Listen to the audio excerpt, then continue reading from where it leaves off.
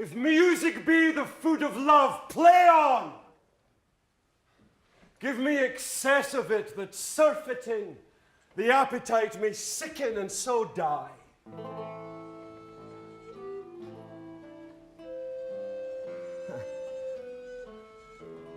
That strain again. It had a dying fall. Oh, it came o'er my ear like the sweet sound that breathes upon a bank of violets, stealing and giving odor. Enough, no more. Well, 'tis not so sweet now as it was before. Oh, Spirit of love, how quick and fresh art thou, that notwithstanding thy capacity, receiveth as the sea, not enters there, of what validity and pitch soe'er, but falls into abatement and low price, even in a minute. So full of shapes is fancy, that it alone is high fantastical. Will you go hunt, my lord? What curio? The hart. Why, so I do, the noblest that I have. Oh, when mine eyes did see Olivia first, methought she purged the air of pestilence.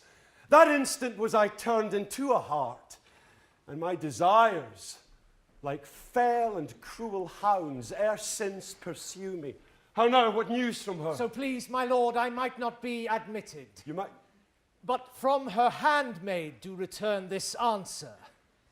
The element itself, till 7 years' heat, shall not behold her face at ample view, but like a cloistress she will veiled walk, and water once a day her chamber round with eye-offending brine. All this to season a brother's dead love, which she would keep fresh and lasting in her sad remembrance. Oh, she that hath a heart of that fine frame, to pay this debt of love but to a brother? How will she love, when the rich golden shaft hath killed the flock of all affections else that live in her, when liver, brain, and heart, these sovereign thrones, are all supplied and filled, her sweet perfections, with one self-king? Away before me, to sweet beds of flowers, love thoughts lie rich, when canopied with bowers.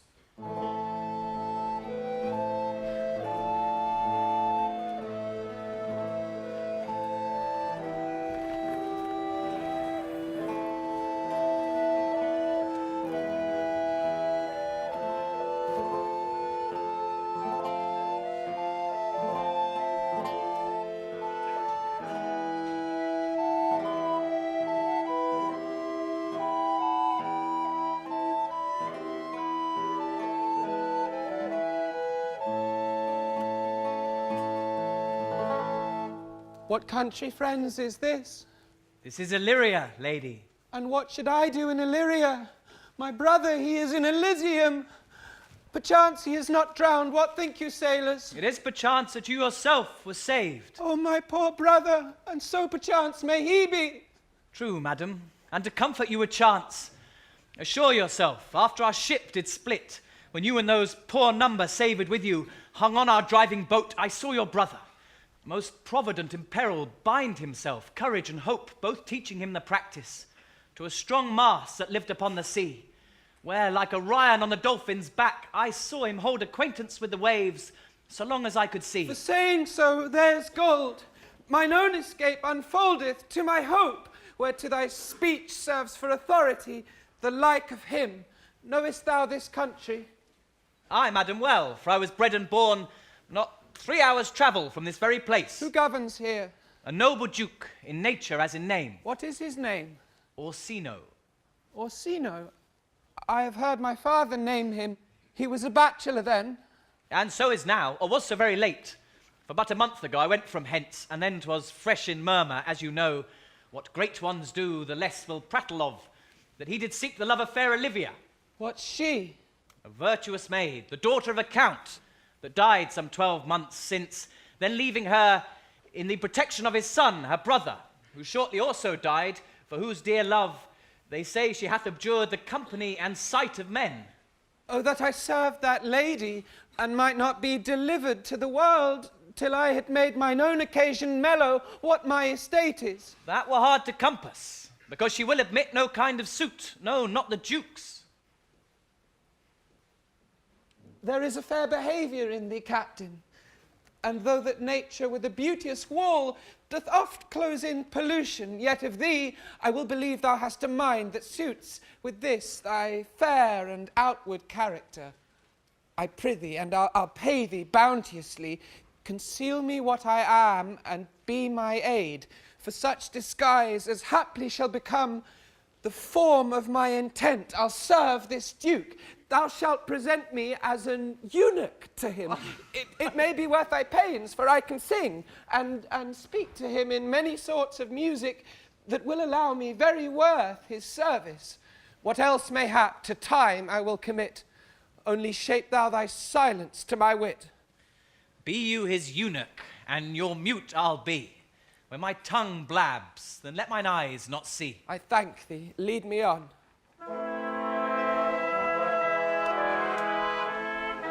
What a plague means my niece to take the death of her brother thus? I am sure care's an enemy to life. By my troth, Sir Toby, you must come in earlier a night. Your cousin, my lady, takes great exceptions to your ill hours. Why, let her accept before accepted. Aye, but you must confine yourself within the modest limits of order. Confine? I'll confine myself no finer than I am. These clothes are good enough to drink in, and so be these boots too, and they be not, let them hang themselves in their own straps. That quaffing and drinking will undo you. I heard my lady talk of it yesterday, and of a foolish knight that you brought in one night here to be her wooer. Who, Sir Andrew Aguecheek? Aye, he. He's as tall a man as any's in Illyria. What's that to the purpose? Why, he has 3,000 ducats a year. Aye, but he'll have but a year in all these ducats. He's a very fool and a prodigal. Fie that you'll say so. He plays in the Val de Gamboys, he speaks 3 or 4 languages, word for word, without book, and hath all the good gifts of nature. He hath indeed all most natural, for besides that he's a fool, he's a great quarreller, and but that he hath the gift of a coward to allay the gust he hath in quarrelling, 'tis thought among the prudent he would quickly have the gift of a grave. By this hand they are scoundrels and substractors that say so of him. Who are they? They that add moreover, he's drunk nightly in your company. With drinking health to my niece. Oh, I'll drink to her as long as there's a passage in my throat and drink in Illyria. Oh, Toby! He's a coward and a coistrel that will not drink to my niece till his brains turn to the toe like a parish top. What wench? Oh, Castiliano vulgo, for here comes Sir Andrew Agueface. Sir Toby Belch, how now, Sir Toby Belch? Sweet Sir Andrew. Oh, bless you, fair shrew. And you too, sir. Accost, Sir Andrew, accost. What's that? My niece's chambermaid. Good mistress, accost. I desire better acquaintance. My name is Mary, sir. Good mistress, Mary accost. You mistake, knight. Accost is front her, board her, woo her, assail her. By my troth, I would not undertake her in this company.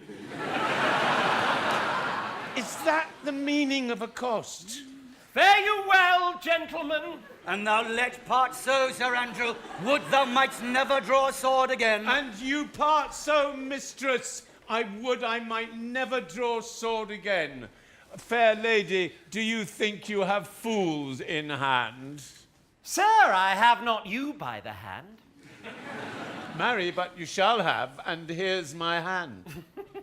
Now, sir, thought is free. I pray you, bring your hand to the buttery bar.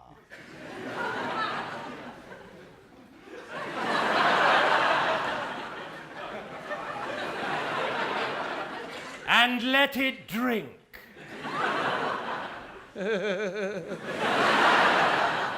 Wherefore, sweetheart? What's your metaphor? It's dry, sir.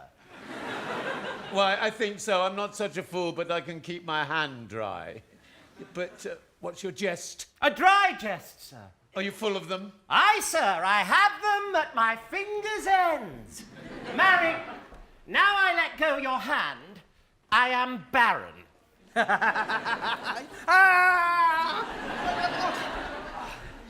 Oh, night, thou lackst a cup of canary.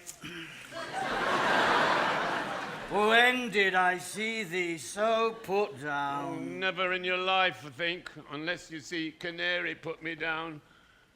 Methinks sometimes I have no more wit than a Christian or an ordinary man had. But I'm a great eater of beef, and I believe that does harm to my wit. No question. And I thought that I'd forswear it. I'll ride home tomorrow, Sir Toby. Pourquoi, my dear knight? What is pourquoi? Do or not do?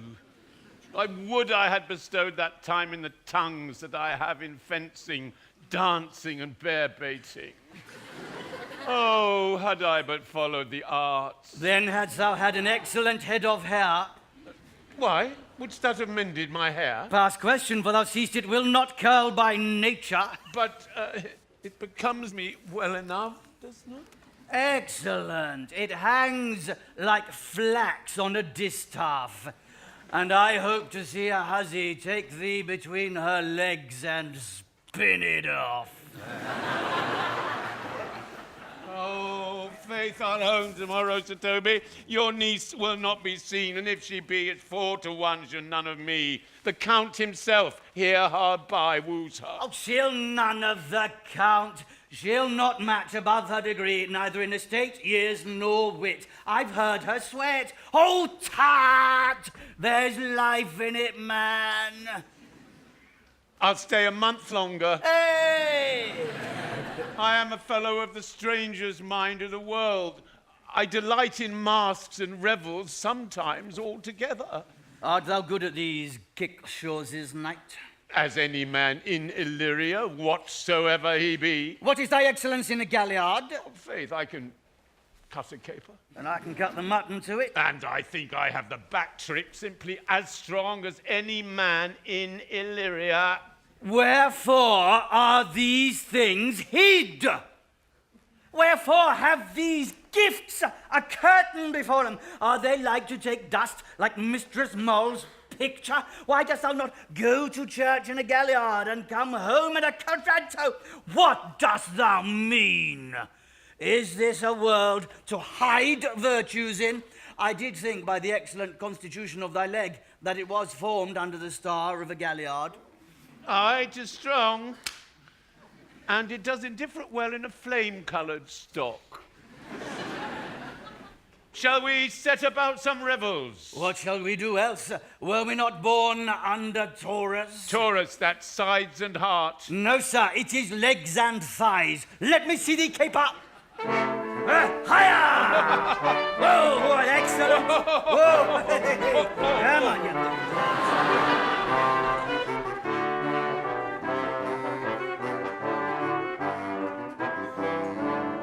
If the Duke continue these favours towards you, Cesario, you are like to be much advanced. He hath known you but 3 days, and already you are no stranger. You either fear his humour or my negligence that you call in question the continuance of his love. Is he inconstant, sir, in his favours? No, believe me.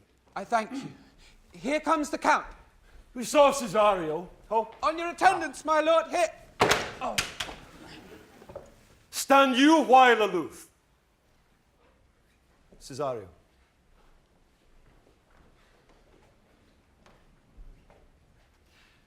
Thou knowest no less, but all I have unclasped to thee, the book even of my secret soul. Therefore, good youth, address thy gate unto her. Be not denied access. Stand at her doors and tell them, there thy fixed foot shall grow till thou have audience. Sure, my noble lord, If she be so abandoned to her sorrow, as it is spoke, she never will admit me. Oh, be clamorous, and leap all civil bounds, rather than make unprofited return. Say I do speak with her, my lord, what then? Well, then unfold the passion of my love. Surprise her with discourse of my dear faith. It shall become thee well to act my woes. She will attend it better in thy youth than in a nuncio's of more grave aspect. I think not so, my lord. Dear lad, believe it. For they shall yet belie thy happy years that say thou art a man. Diana's lip is not more smooth and rubious. Thy small pipe is as the maiden's organ, shrill and sound, and all is semblative a woman's part. I know thy constellation is right apt for this affair. Some 4 or 5 attend him, all, if you will. For I myself am best when least in company.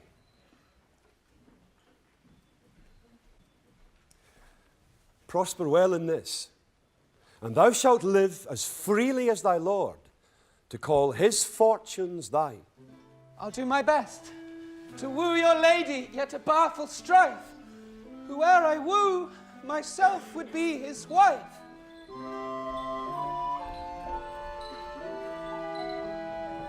Nay, either tell me where thou hast been, or I will not open my lips so wide as a bristle may enter in way of thy excuse. My lady will hang thee for thy absence. Let her hang me.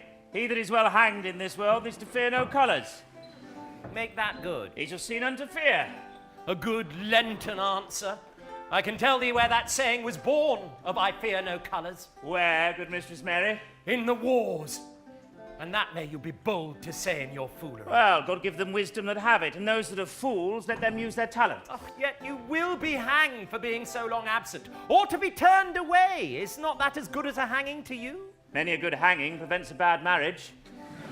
And for turning away, let summer bear it out. You are resolute, then? Oh, not so neither, but I am resolved on 2 points. Yeah, that if one break, the other will hold, or if both break, your Gaskins fall. Apt, in good faith, very apt. Well, go thy way. If Sir Toby would leave drinking, thou art as witty a piece of Eve's flesh as any in Illyria. Peace, you rogue, no more of that. Here comes my lady. Make your excuse wisely, your best.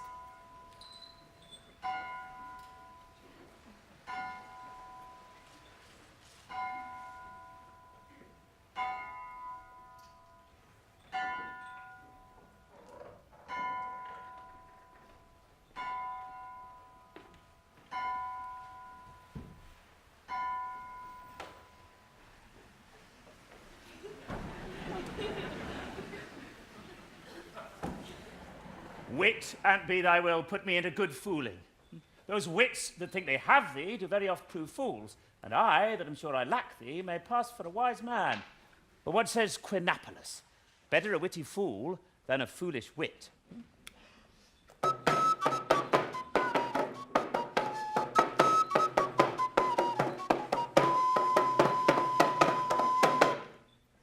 God bless thee, lady. Take the fool away. Do you not hear, fellows? Take away the lady. Go to, you're a dry fool. I'll no more of you. Besides, you grow dishonest. 2 faults, Madonna, that drink and good counsel will amend. For give the dry fool drink, then is the fool not dry, and bid the dishonest man mend himself. If he mend, he is no longer dishonest. If he cannot, let the butcher mend him. Anything that's mended is but patched. Virtue that transgresses is but patched with sin, and sin that amends is but patched with virtue. If that this simple syllogism will serve, so. If it will not, what remedy? As there is no true cuckold but calamity, so beauty is a flower. And the lady bade take away the fool. Therefore I say again, take her away. Sir, I bade them take away you. Misprision in the highest degree, lady. Cucullus non facit monarchum. That's as much to say as I wear not motley in my brain. Good Madonna, give me leave to prove you a fool. Can you do it? Oh, dexterously, good Madonna. Make your proof. I must catechize you for it, Madonna. Good my mouse of virtue, answer me. Well, sir, for want of other idleness, I'll bide your proof. Good Madonna, why mourn'st thou? Good fool, for my brother's death. I think his soul is in hell, Madonna. I know his soul is in heaven, fool. The more fool, Madonna, to mourn for your brother's soul being in heaven. Take away the fool, gentlemen.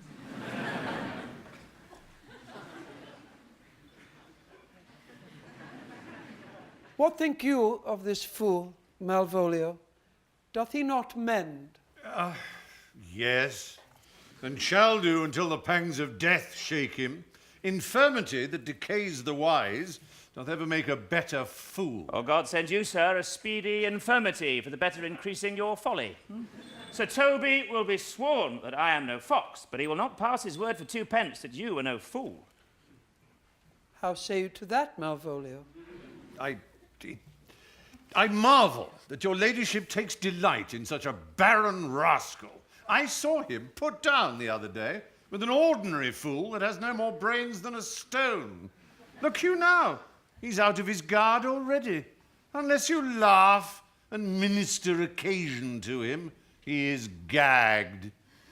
I protest I take these wise men that crow so at these set kinds of fools no better than the fool's zanies. Oh, you are sick of self-love, Malvolio, and taste with a distempered appetite. To be generous, guiltless, and of free disposition is to take those things for bird bolts that you deem cannon bullets. There is no slander in an allowed fool, though he do nothing but rail, nor no railing in a known discreet man, though he do nothing but reprove. Now, Mercury endue thee with leasing, for thou speak'st well of fools. Madam, there is at the gate a young gentleman much desires to speak with you. From the Count Orsino, is it? I know not, madam. 'Tis a fair young man and well attended. Who of my people hold him in delay? Sir Toby, madam, your kinsman. Oh, fetch him off, I pray you! He speaks nothing but madmen. Fie on him. Go you, Malvolio. If it be astute from the Count, I'm sick or not at home, what you will to dismiss it.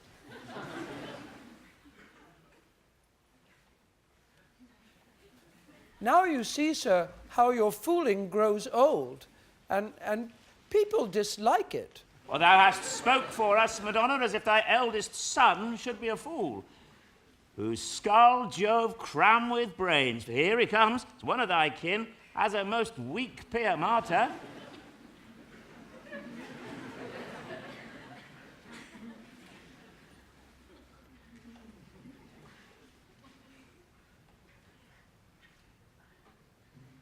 By mine honour, half drunk. What is he at the gate, cousin? A gentleman. A gentleman. What gentleman? It is a gentleman here. Oh no! Oh no, Toby! Right. No! No! Help me! Help me! Silly.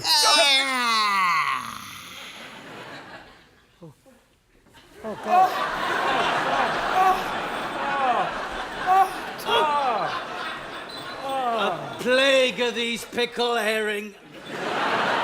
How now, sot? Good, Sir Toby. Cousin, how have you come so early by this lethargy? Lechery? Oh, I defy lechery. There's one at the gate. I marry, what is he? Oh, let him be the devil any will, I care not. Give me faith, say I.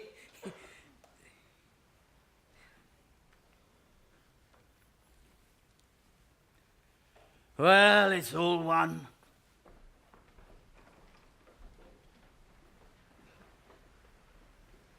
What's a drunken man like, fool?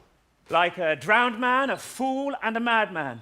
One draught above heat makes him a fool, the second mads him, and a third drowns him. Well, go thou and seek the crowner, and let him sit of my cuz, for he's in the 3rd degree of drink, he's drowned. Go look after him. He is but mad yet, Madonna, and the fool shall look to the madman.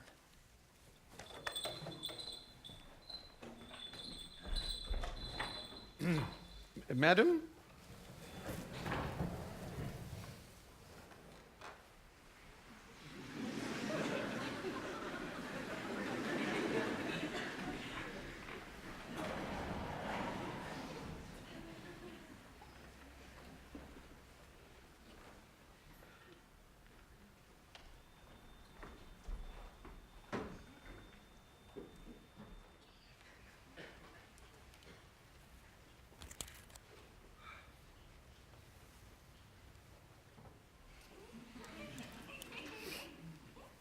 Yonder young fellow at the gate swears he will speak with you. I told him you were sick. He takes on him to understand so much, and therefore comes to speak with you. I told him you were asleep. He seems to have a foreknowledge of that too, and therefore comes to speak with you. What's to be said to him, lady? He's fortified against any denial. Tell him he shall not speak with me. Has been told so. He says he'll stand at your gate like a sheriff's post and be the supporter to a bench, but he'll speak with you. What kind of man is he? Why, of mankind. No. What manner of man? Very ill manner. He'll speak with you, will you or no? Of what personage and years is he? Not yet old enough for a man, nor young enough for a boy, as a squash is before 'tis a peas cod, or a codling when 'tis almost an apple. 'Tis with him in standing water between boy and man. He's very well favoured. He speaks rather shrewishly. One would think his mother's milk was scarce out of him. Let him approach. Call in my gentlewoman. Gentlewoman? My lady calls. Give me my veil. Come, throw it o'er my face.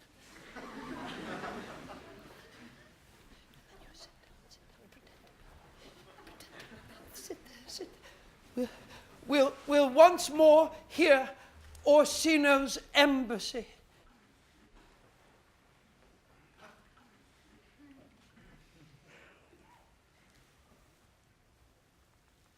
The honourable lady of the house, which is she? Shh! Speak to me. I shall answer for her. Your will. Most radiant, exquisite, and unmatchable beauty.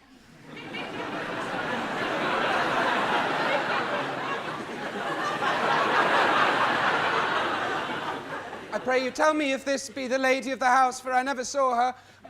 I would be loath to cast away my speech, for besides that it is excellently well penned, I have taken great pains to con it. Great pains to con it.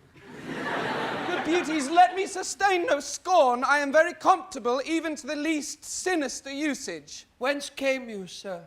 I can say little more than I have studied, and that question's out of my part. Good gentleman, give me modest assurance if you be the lady of the house, that I may proceed in my speech. Are you a comedian? No, my profound heart, and yet, by the very fangs of malice, I swear, I am not that I play. Are you the lady of the house? If I do not usurp myself, I am. Most certain, if you are she, you do usurp yourself, for what is yours to bestow is not yours to reserve. But this is from my commission. I will on with my speech in your praise, and then show you the heart of my message. Come to what is important in it, I forgive you the praise. Alas, I took great pains to study it, and 'tis poetical. 'Tis the more like to be feigned, I pray you keep it in. I heard you were saucy at my gates, and allowed your approach, rather to wonder at you than to hear you. If you be not mad, be gone. If you have reason, be brief. 'Tis not that time of moon with me, to make one in so skipping a dialogue. Will you hoist sail, sir? Here lies your way. No good swabber, I am to hull here a little longer. Some mollification for your giant, sweet lady. Look, tell me your mind, I'm a messenger. Well, sure you have some hideous matter to deliver, when the courtesy of it is so fearful. Speak your office. It alone concerns your ear. I bring no overture of war, no taxation of homage. I hold the olive in my hand. My words are as full of peace as matter. Yet you began rudely. What are you? What would you? The rudeness that hath appeared in me have I learnt from my entertainment. What I am and what I would are as secret as maidenhead. To your ears, divinity. To any others, profanation. Give us the place alone. We will hear this divinity.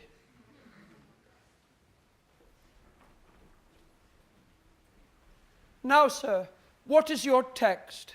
Most sweet lady. A comfortable doctrine, and much may be said of it. Where lies your text? In Orsino's bosom. In his bosom. In what chapter of his bosom? To answer by the method, in the first of his heart. Oh, I've read it. It's heresy.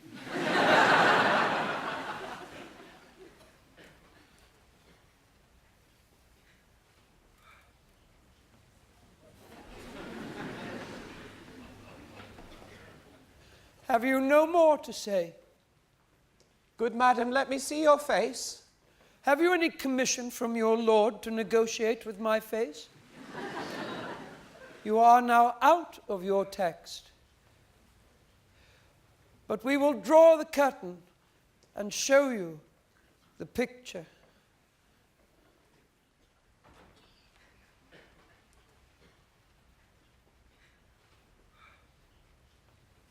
Well, look you, sir, such a one I was, this present. It's not well done. Excellently done, if God did all. It is in grain, sir, 'twill endure wind and weather. 'Tis beauty truly blent, 'tis red and white, nature's own sweet and cunning hand laid on. Lady, you are the cruelest she alive, if you will lead these graces to the grave, and leave the world no copy. Oh, sir, I will not be so hard-hearted. I will give out diverse schedules of my beauty. It shall be inventoried in every particle and utensil, labelled to my will, as item 2 lips, indifferent red, item 2 grey eyes with lids to them, item 1 neck, 1 chin, so forth. Were you sent hither to praise me? I see you what you are too proud. But if you were the devil, you are fair. My lord and master loves you, oh, such love could be but recompense, though you were crowned the nonpareil of beauty. How does he love me? With adorations, fertile tears, with groans that thunder love, with sighs of fire. Your lord does know my mind. I cannot love him. Yet I suppose him virtuous, know him noble, of great estate, of fresh and stainless youth, in voices well divulged, free, learned, and valiant, and in dimension and the shape of nature a gracious person, but yet I cannot love him. He might have took his answer long ago. If I did love you in my master's flame, with such a suffering, such a deadly life, in your denial I would find no sense. I would not understand it. Why, what would you?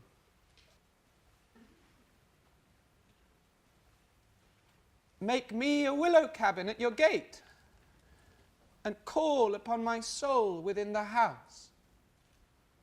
Write loyal cantons of contemned love, and sing them loud, even in the dead of night. Hallow your name to the reverberate hills, and make the babbling gossip of the air. Cry out, Olivia, oh, you should not rest between the elements of air and earth, but you should pity me. You might do much. What is your parentage? Above my fortunes, yet my state is well. I am a gentleman. Get you to your lord. I cannot love him. Let him send no more. Unless, perchance, you come to me again. to tell me how he takes it. Fare thee well.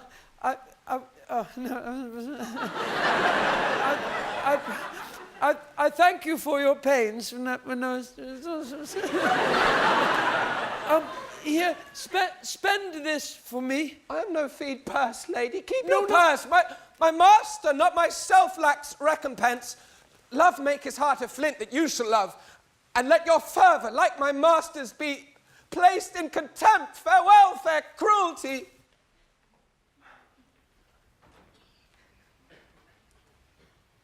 What is your parentage?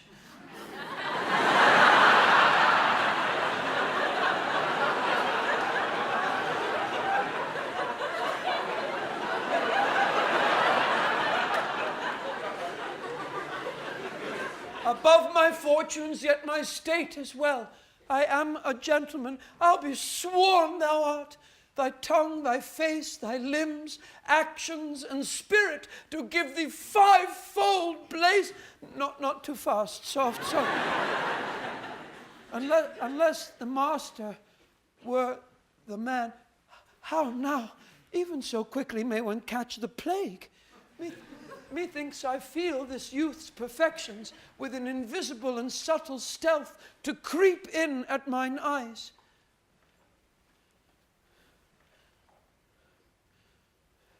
Well, let it be. What ho, Malvolio? Here, madam, at your service. Run after that same peevish messenger, the county's man. He left this ring behind it.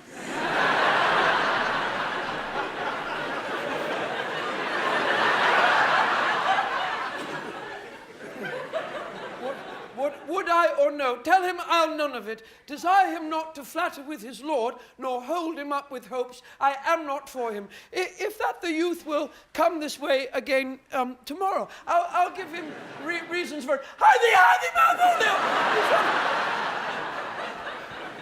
Madam, I will. I know not what, and fear to find mine eye too great a flatterer for my mind.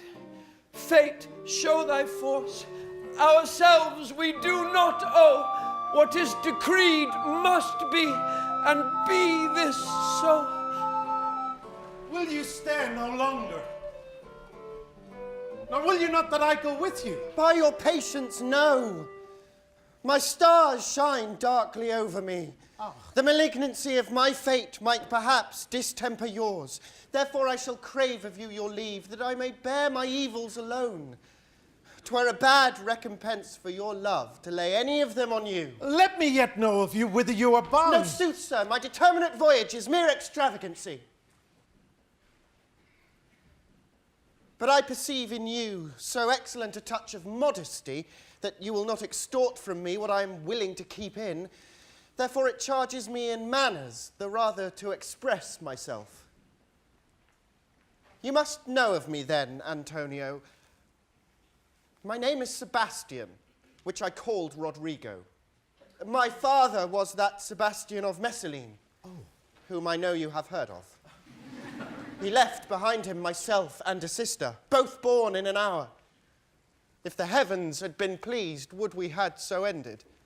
But you, sir, altered that, for some hour before you took me from the breach of the sea, was my sister drowned. Alas the day. A lady, sir, though it was said she much resembled me, was yet of many accounted beautiful. But though I could not with such estimable wonder over far believe that, yet thus far I will boldly publish her. She bore a mind that envy could not but call fair.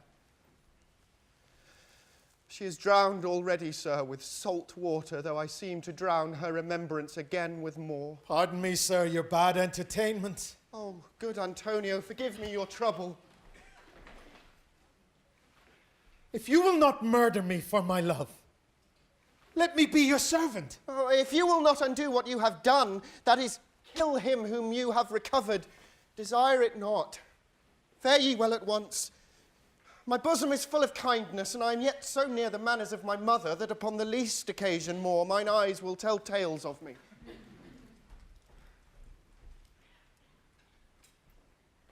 I am bound to the Count Orsino's court. Farewell. The gentleness of all the gods go with thee. I have many enemies in Orsino's court, else would I very shortly see thee there. Oh, but come what may, I do adore thee so, that danger shall seem sport, and I will go.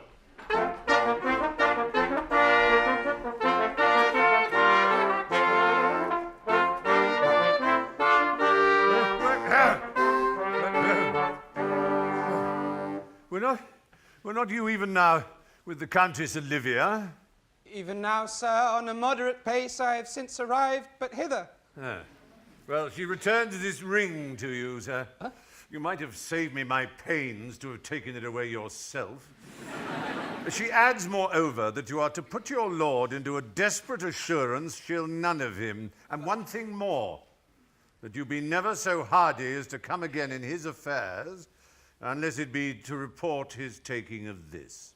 Receive it so. She took the ring of me, I'll none of it. Come, sir. You peevishly threw it to her, and her will is it be so returned. If it be worth stooping for, there it lies in your eye. If not, be it his that finds it.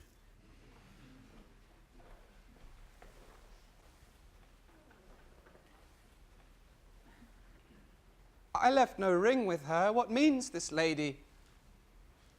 Fortune forbid my outside have not charmed her.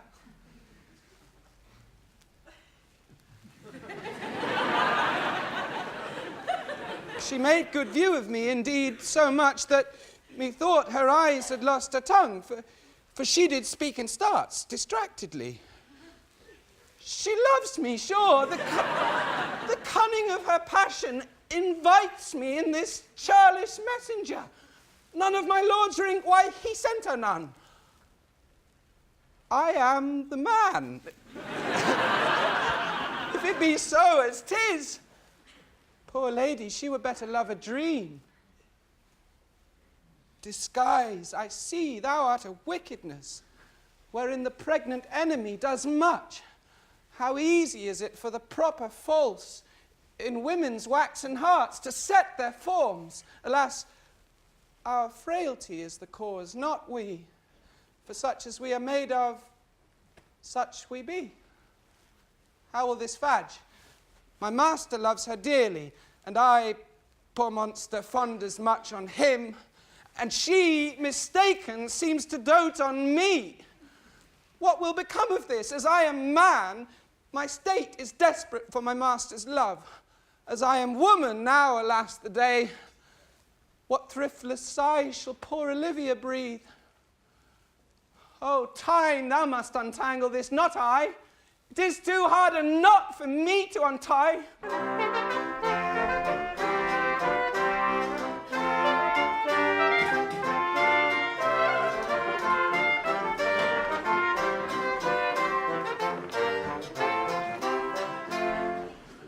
Approach, Sir Andrew.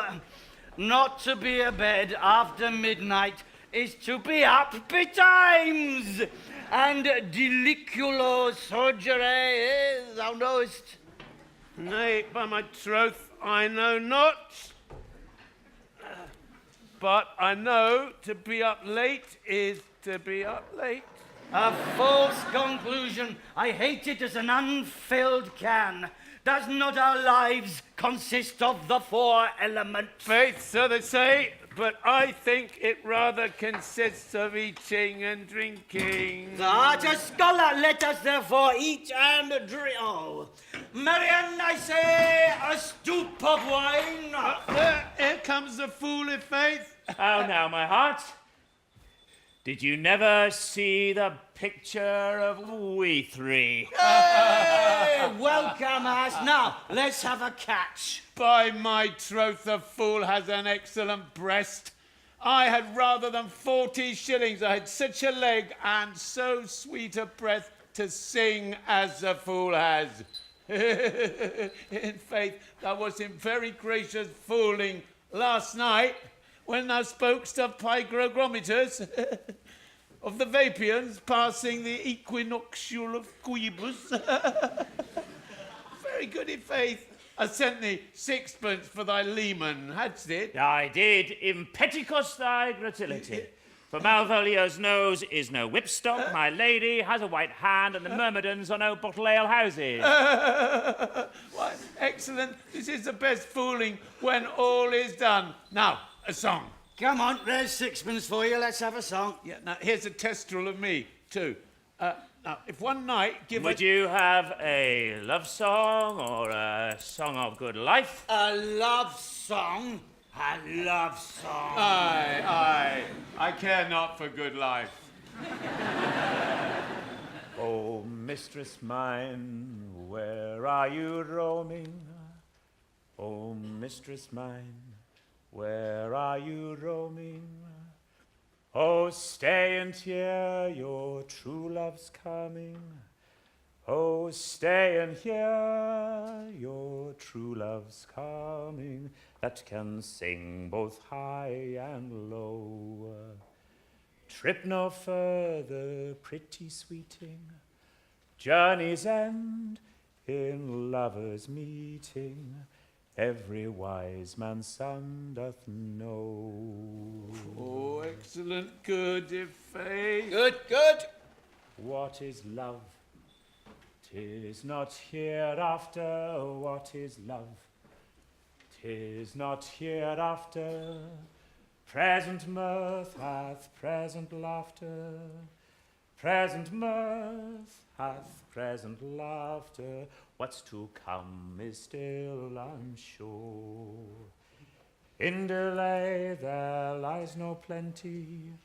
Then come kiss me, sweet and 20. Youth's a stuff will not endure.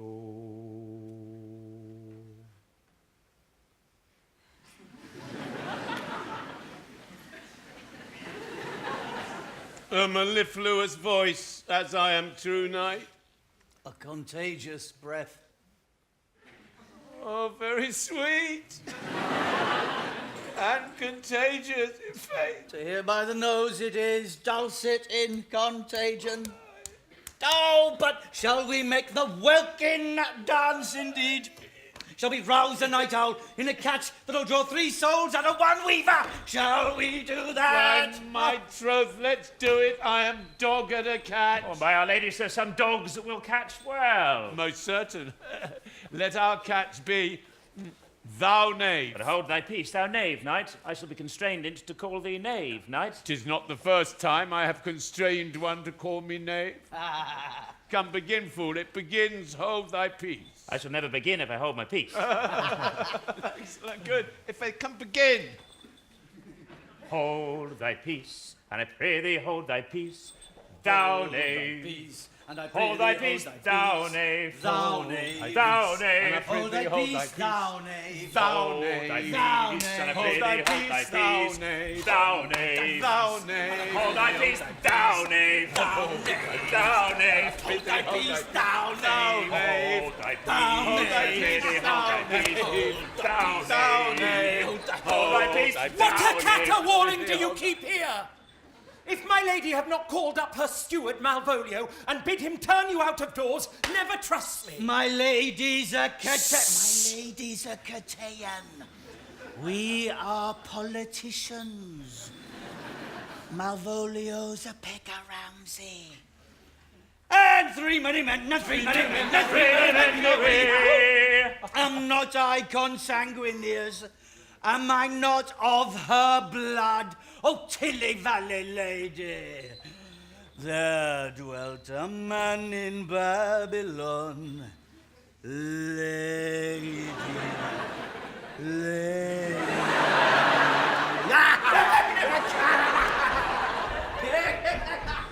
Beshrew me, the knight's in admirable fooling. Aye, he does well enough if he be disposed, and so do I too. He does it with a better grace, but I do it more natural. We be soldiers free. Pardonnez-moi, je vous en prie. Lately come forth of the low country, with never a penny of money. For the love of God, peace. We be soldiers free. Pardonnez-moi, je vous en prie. Lately come forth of the low country, with never a penny of money. We be soldiers free. Pardonnez-moi, je vous en prie. Lately come forth of the low country, with never...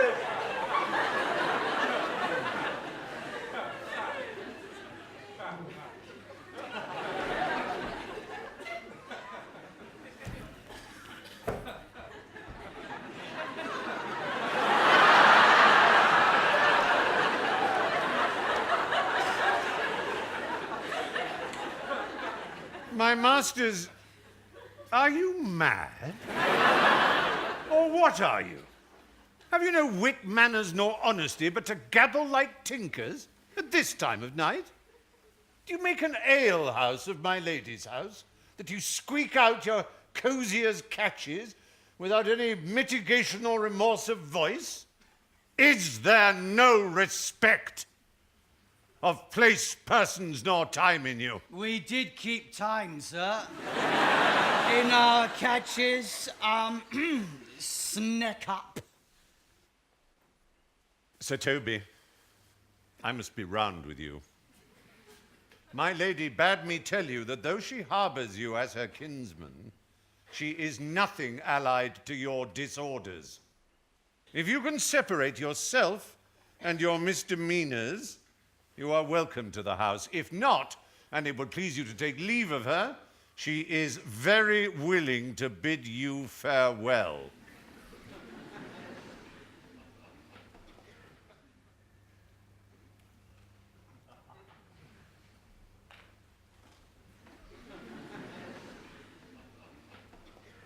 Farewell, dear heart, since I must needs be gone. His eyes do show his days are almost Is't even so?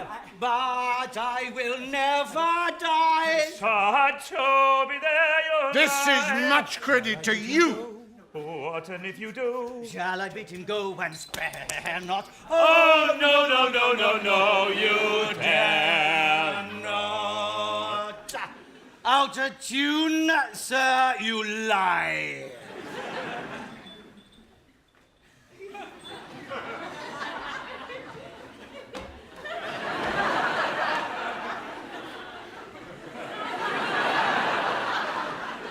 Art any more than a steward? Dost thou think because thou art virtuous there shall be no more cakes and ale? Yes, by Saint Anne, and ginger shall be hot in the mouth too. That is the right. Go, sir, rub your chain with crumbs. A stoup of wine, Maria. Mistress Mary, if you prized my lady's favour at anything more than contempt, you would not now give means for this uncivil rule. She shall know of it by this hand.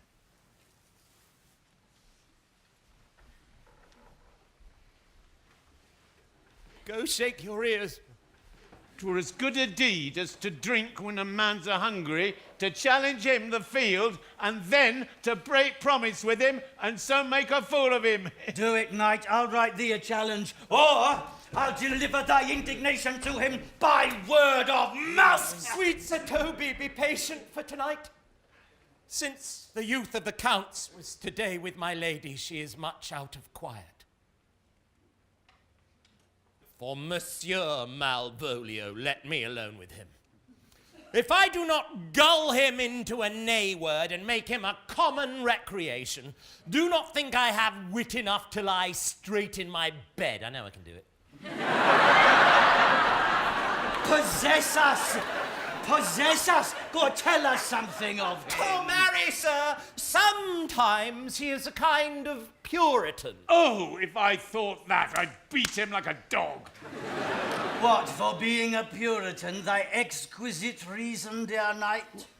Well, I have no exquisite reason for it, but I have reason good enough. The devil a Puritan that he is, or anything constantly, but a time pleaser. An affectioned ass that cons state without book and utters it by great swathes. The best persuaded of himself, so crammed as he thinks with excellencies, that it is his grounds of faith that all that look on him love him. And on that vice in him will my revenge find notable cause to work. What wilt thou do? I will drop in his way some obscure epistles of love, wherein, by the colour of his beard, the shape of his leg, the manner of his gait, the expression of his eye, forehead, and complexion, he shall find himself most feelingly personated.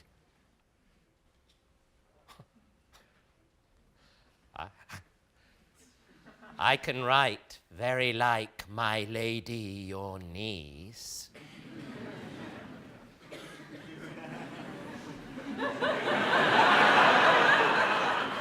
On a forgotten matter, we can hardly make distinction of our hands. Excellent, I smell a device. I have it in my nose too. He shall think by the letters that thou wilt drop that they come from my niece and that she's in love with him. My purpose is indeed a horse of that colour. And your horse now would make him an ass. Ass, I doubt not. Oh, 'twill be admirable. Sport royal, I warrant you. I know my physic will work with him. I will plant you two, and let the fool make a third, where he shall find the letter. Observe his construction of it.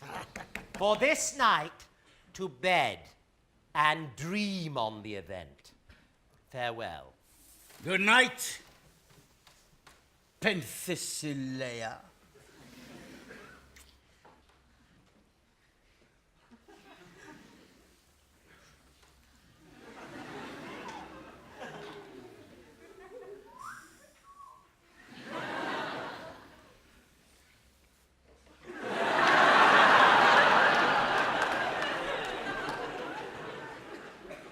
Before me, she's a good wench. She's a beagle, true bred, and one that adores me. What of that? I was adored once too. Let's to bed, knight.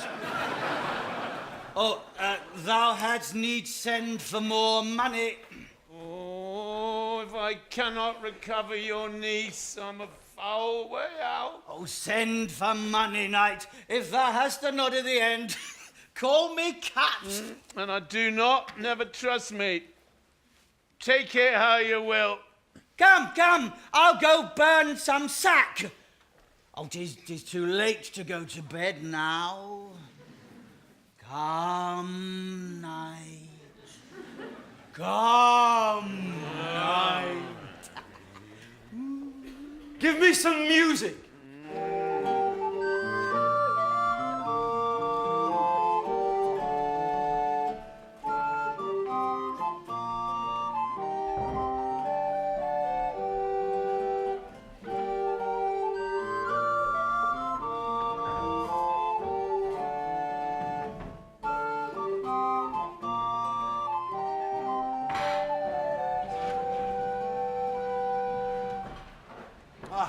Now, good morrow, friends. Now, good Cesario. But that piece of song, that old and antique song we heard last night, methought it did relieve my passion much. More than light airs and recollected terms of these most brisk and giddy-paced times. Come, but one verse. He is not here, so please your lordship that should sing it. Who was it? Feste the jester, my lord. A fool that the Lady Olivia's father took much delight in. He is about the house. Well, seek him out. And play the tune the while.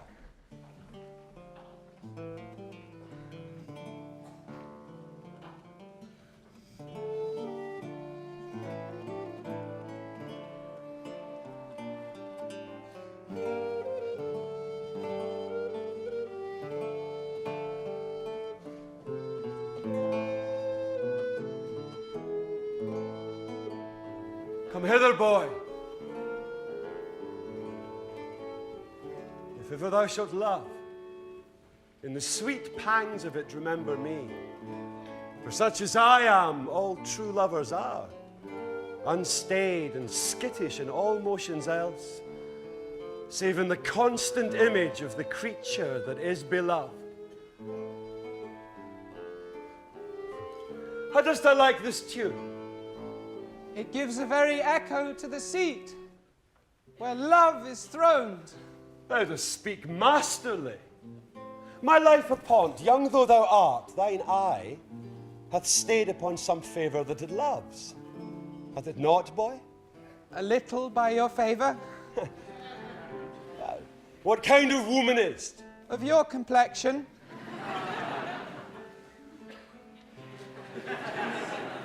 Oh, she is not worth thee then. What years of faith? About your years, my lord. Too old, by heaven. No, let still the woman take an elder than herself. For so wears she to him, so sways she level in her husband's heart. For boy, however we do praise ourselves, our fancies are more giddy and unfirm, more longing, wavering, sooner lost and worn than women's are. I think it well, my lord. Then let thy love be younger than thyself, or thy affection cannot hold the bent. For women are as roses, whose fair flower being once displayed doth fall that very hour. And so they are, alas, that they are so, to die even when they to perfection grow. How do you... Ah, Philip, come. The song we had last night. Mark it, Cesario. It is old and plain. The spinsters and the knitters in the sun, and the free maids that weave their thread with bones, they used to chant it. It is silly sooth, and dallies with the innocence of love. Like the old age.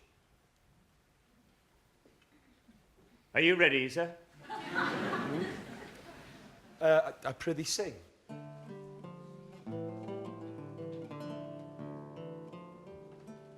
Come away, death. Come away, death. And inside Cyprus, let me be laid. Fire away, breath. Fire away, breath. I am slain by a fair cruel maid. My shroud of white stuck whole with you. My shroud of white, my shroud of white. Oh, prepare it, my part of death. No one so true, my part of death. No one so true, no one so true did share it. Not a flower sweet. Not a flower sweet. On my black coffin, let there be strown. Not a friend greet.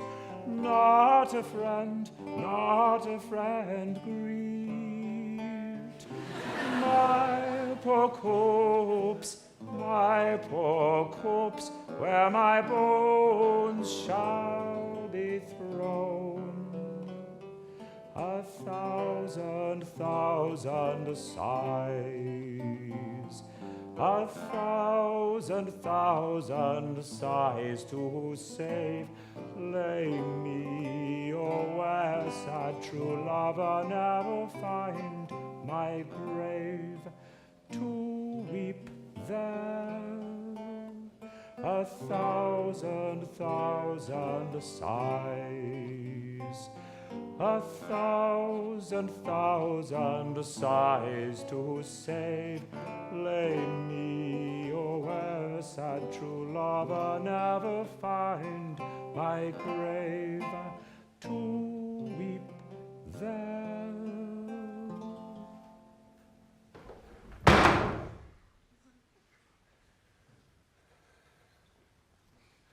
As for thy pains. No pains, sir. I take pleasure in singing, sir. I'll pay thy pleasure then. Truly, sir, pleasure will be paid one time or another.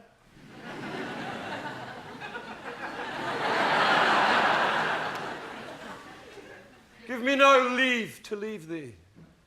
Well, now the melancholy God protect thee, and the tailor make thy doublet of changeable taffeta, for thy mind is a very opal. I would have men of such constancy put to sea, that their business might be everything, their intent everywhere, for that's it that always makes a good voyage of nothing. Farewell.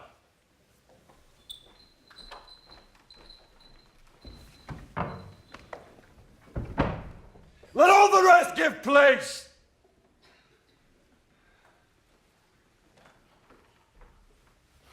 Once more, Cesario, get thee to yon same sovereign cruelty. Tell her my love, more noble than the world, prizes not quantity of dirty lands. The parts that fortune hath bestowed upon her, tell her, I hold as giddily as fortune. But 'tis that miracle and queen of gems that nature pranks her in attracts my soul. But if she cannot love you, sir... I cannot be so answered. Sir, but you must! Say that some lady, as perhaps there is, hath for your love as great a pang of heart as you have for Olivia. You cannot love her. You tell her so. Must she not then be answered? There is no woman's sides can bide the beating of so strong a passion as love doth give my heart. No woman's heart so big to hold so much. They lack retention. Alas, their love may be called appetite. No motion of the liver, but the palate that suffers surfeit, cloyment, and revolt. But mine is all as hungry as the sea and can digest as much. Make no compare between that love a woman can bear me and that I owe Olivia. Aye, but I know. What dost thou know? Too well what love women to men may owe. In faith, they are as true of heart as we. My father had a daughter, loved a man, as it might be, perhaps, were I a woman, I should your lordship. And what's her history? A blank, my lord. She never told her love, but let concealment, like a worm in the bud, feed on her damask cheek. She pined in thought, and with a green and yellow melancholy, she sat like Patience on a monument, smiling at grief. Was not this love indeed? We men may say more, swear more, but indeed our shows are more than will, for still we prove much in our vows, but little in our love. But died thy sister of her love, my boy? I am all the daughters of my father's house, and all the brothers too, and yet I know not.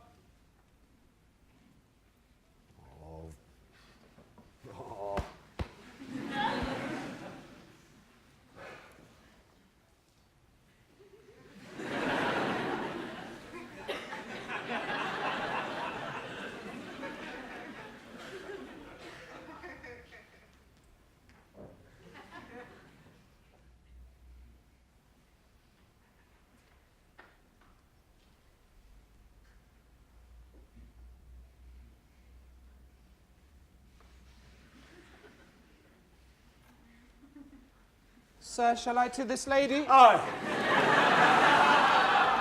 That's the theme. To her in haste, give her this jewel. Say, my love can give no place, bide no denay.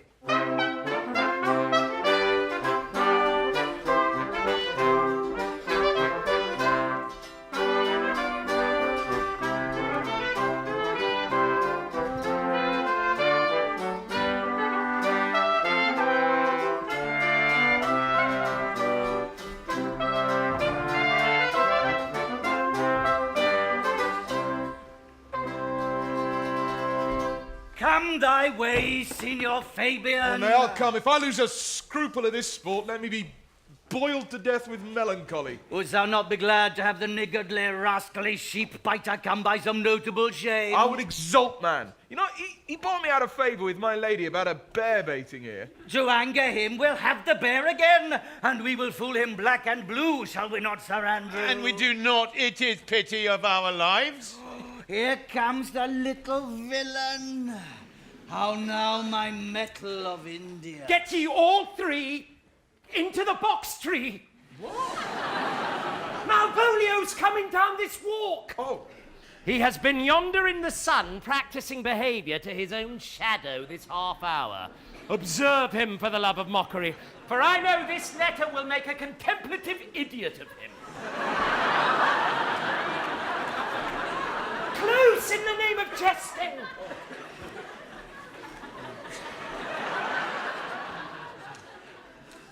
Lie thou there, for here comes the trout that must be caught with tickling.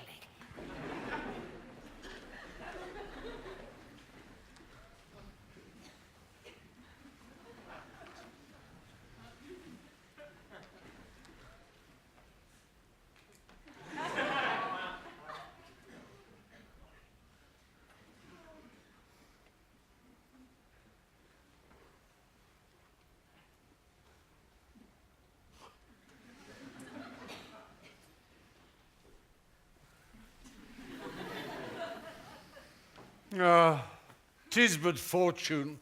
All is fortune. Maria once told me she did affect me, and I've heard herself come thus near, that should she fancy, it should be one of my complexion.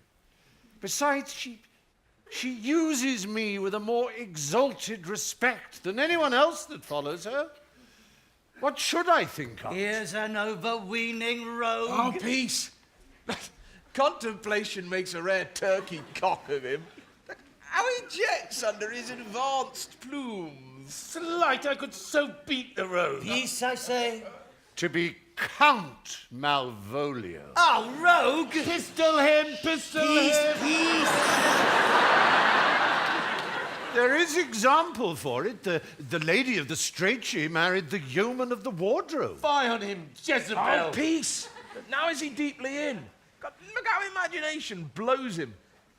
Having been 3 months married to her, sitting in my state, Over a stone bow to hit him in the eye. calling my officers about me in my branched velvet gown, having come from a daybed where I have left Olivia sleeping.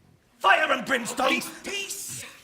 And then to have the humour of state, and after a demure travel of regard, telling them I know my place as I would they should do theirs, to ask for my kinsman, Toby. Bolts and shackles! Peace! No, no!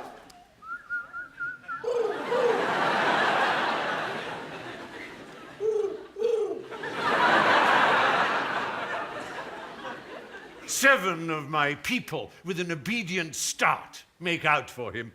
I frown the while, perchance wind up my watch, or play with my...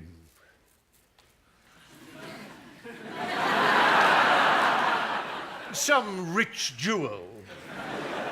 Toby approaches, curtsies there to me. Shall this fellow live? Though our silence be drawn from us with cars, yet peace. I extend my hand to him thus, quenching my familiar smile with an austere regard of control. And does not Toby take you a blow of the lips then? Saying, Cousin Toby, my fortunes having cast me on your niece, give me this prerogative of speech. What?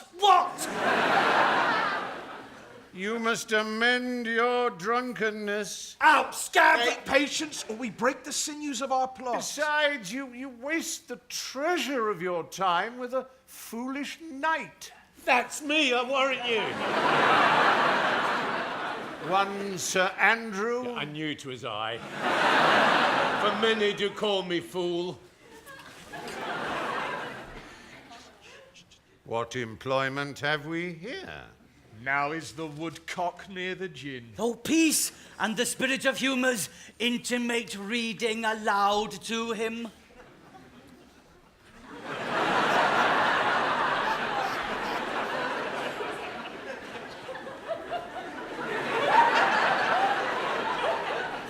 By By my life, this is my lady's hand. These be her very C's, her U's, and her T's. And thus makes she her great P's. It is in contempt of question, her hand. Her C's, her U's, and her T's. Why that? To the unknown beloved, this and my good wishes, her very phrases. By your leave, wax, soft. And the impressio, her Lucrece, with which he uses to seal. It is my lady, but to whom should this be? This wins him, liver and all. Jove knows I love, but who? Lips do not move, no man must know. No man must know? What follows? No, the number's altered. No man must know. If this should be thee, Malvolio! Marry, hang thee, brack! I may command where I adore, but silence, like a Lucrece knife, with bloodless strokes my heart doth gore. M-O-A-I doth sway my life. It's a fustian riddle. Excellent wench, say I. M-O-A-I doth sway my life? Nay, but first, let me see. Let me see. What a dish of poison hath she dressed him? And with what wing does Daniel checks at it? I may command where I adore. Well, she may command me. I serve her. She is my lady. This is evident to any formal capacity. There's no obstruction in this. And the end. What should that alphabetical position portend? If I could make that resemble something in me. Softly. M-O-A-I. Oh, why make up that? He's now but a cold scent. Souter will cry upon for all this, though it be as rank as a fox. M.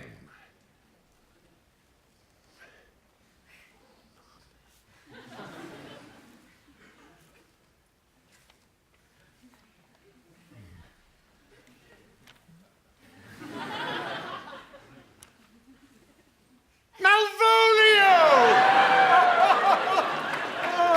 M! Why, that begins my name! Did not I say you would work it out? The cur is excellent at faults. M! But then there's no consonancy in the sequel. That suffers under probation. A should follow, but O does. Aye, and O shall end, I hope. Aye, or I'll cudgel him and make him cry, oh. And then I comes behind. Aye, and you had any eye behind you, you might see more detraction at your heels and fortunes before you. M-O-A-I. This simulation is not as the former, and yet, to crush this a little, it would bow to me, for every one of these letters are in my name. Soft, here follows prose. If this fall into thy hand, revolve. In my stars I am above thee, but be not afraid of greatness. Some are born great, some achieve greatness, and some have greatness thrust upon them. Thy fates open their hands, let thy blood and spirit embrace them, and to inure thyself to what thou art like to be, cast thy humble slough and appear fresh. Be opposite with a kinsman, surly with servants. Let thy tongue tang arguments of state. Put thyself into the trick of singularity. She thus advises thee that sighs for thee. Remember who commended thy yellow stockings, and wish to see thee ever cross-gartered. I say, remember, go to, thou art made if thou desirest to be so. If not, let me see thee a steward still, the fellow of servants, and not worthy to touch fortune's fingers. Farewell, she that would alter services with thee, the fortunate unhappy. Daylight and champagne discovers not more. This is open. I will be proud, I will read politic authors, I will baffle Sir Toby, I will wash off gross acquaintance, I will be point device the very man. I do not now fool myself to let imagination jade me, for every reason excites to this, that my lady loves me. She did commend my yellow stockings of late. She did praise my leg, being cross-gartered, and in this she manifests herself to my love, and with a kind of injunction drives me to these habits of her liking. I thank my stars. I am happy. I will be strange, stout, in yellow stockings and cross-gartered, even with the swiftness of putting on. Jove and my stars be praised.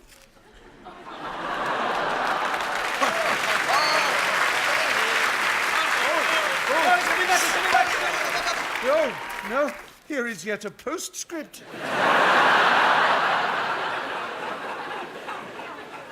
Thou canst not choose but know who I am. If thou entertainst my love, let it appear in thy smiling. Thy smiles become thee well, therefore in my presence still smile. Dear my sweet, I prithee. Jove, I thank you. I will smile. I will do everything that thou wilt have me.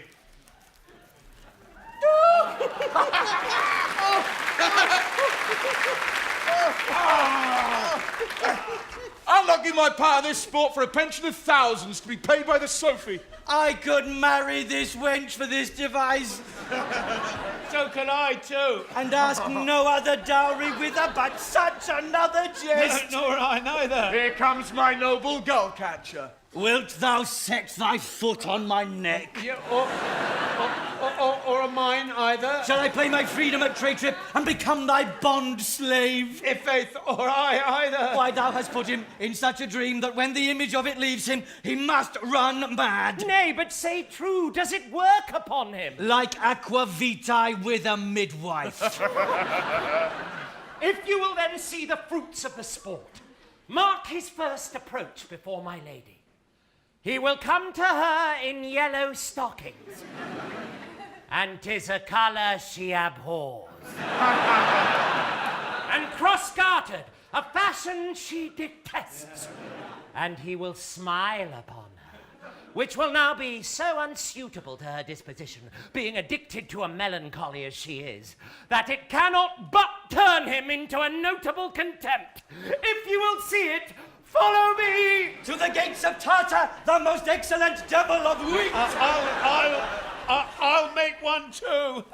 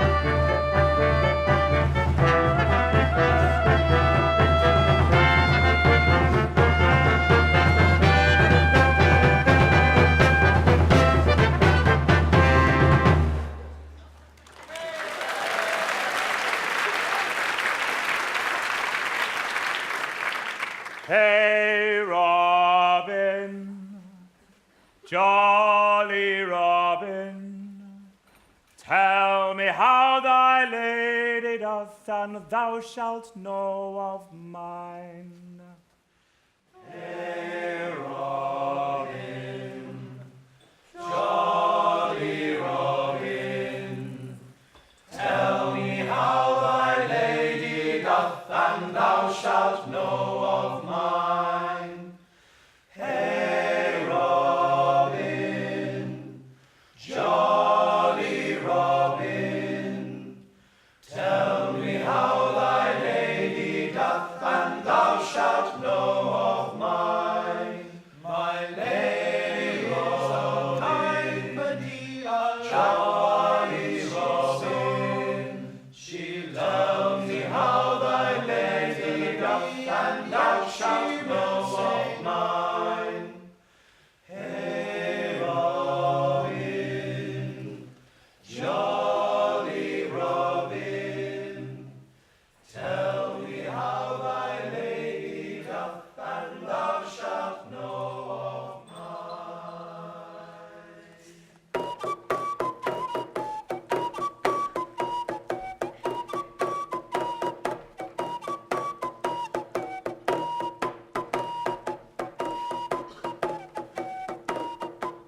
Save thee, friend, and thy music.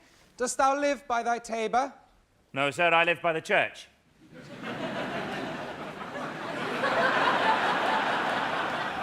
Art thou a churchman? No such matter, sir. I do live by the church, for I do live at my house, and my house doth stand by the church. So thou mayest say the king lies by a beggar if a beggar dwell near him, or the church stands by thy tabor if thy tabor stand by the church. You have said, sir, to see this age. A sentence is but a cheverel glove to a good wit. How quickly the wrong side may be turned outwards. Nay, that's certain. They that dally nicely with words may quickly make them wanton. I would therefore my sister had had no name, sir. Why, man? Why, sir, her name's a word, and to dally with that word might make my sister wanton.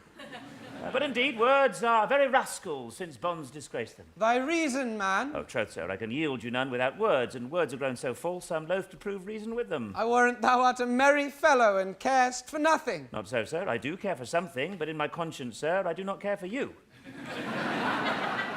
Now, if that be to care for nothing, sir, I would it would make you invisible. Art not thou the Lady Olivia's fool? No, indeed, sir. The Lady Olivia has no folly. She will keep no fool, sir, till she be married. And fools are as like husbands as pilchards are to herrings, the husband's the bigger. I'm indeed not a fool, sir, but a corrupter of words. I saw thee late at the Count Orsino's. Oh, foolery, sir, does walk about the orb like the sun, it shines everywhere. I would be sorry, sir, but the fool should be as oft with your master as with my mistress. I think I saw your wisdom there. Nay, and thou pass upon me, I'll no more with thee. Hold, there's expenses for thee. Well, now, Jove, in his next commodity of hair, send thee a beard. By my troth, I'll tell thee, I am almost sick for one, though I would not have it grow on my chin.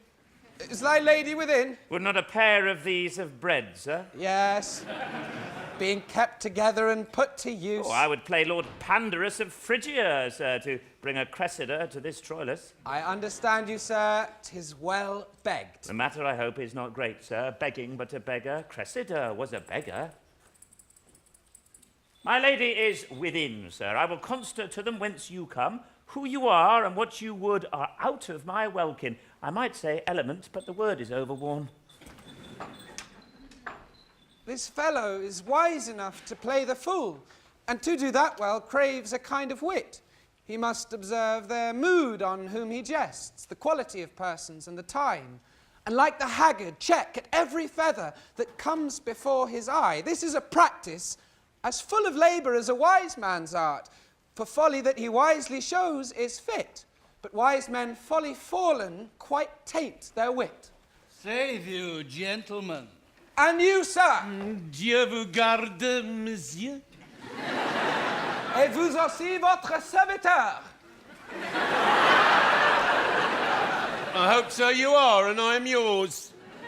Will you encounter the house? My niece is desirous you should enter if your trade be to her. I am bound to your niece, sir. I mean, she is the list of my voyage. Taste your legs, sir. Put them to motion. My legs do better understand me, sir, than I understand what you mean by bidding me taste my legs. I mean, to go, sir, to enter.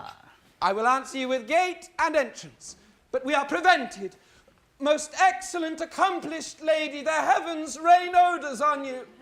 That youth's a rare courtier. Rain odours, well. My matter hath no voice, lady, but to your own most pregnant and vouchsafed ear.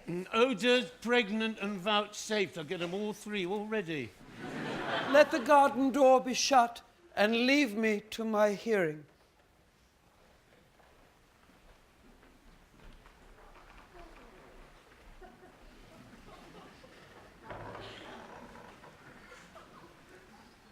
Give me your hand, sir. My duty, madam, and most humble service. What is your name? Cesario is your servant's name, fair princess. My servant, sir. 'Twas never merry world since lowly feigning was called compliment. You are servant to the Count Orsino, youth. And he is yours, and his must needs be yours. Your servant's servant is your servant, madam. For him, I think not on him, for his thoughts would they were blanks rather than filled with me. Madam, I come to whet your gentle thoughts on his behalf. Oh, by your leave, I pray you, I bade you never speak again of him.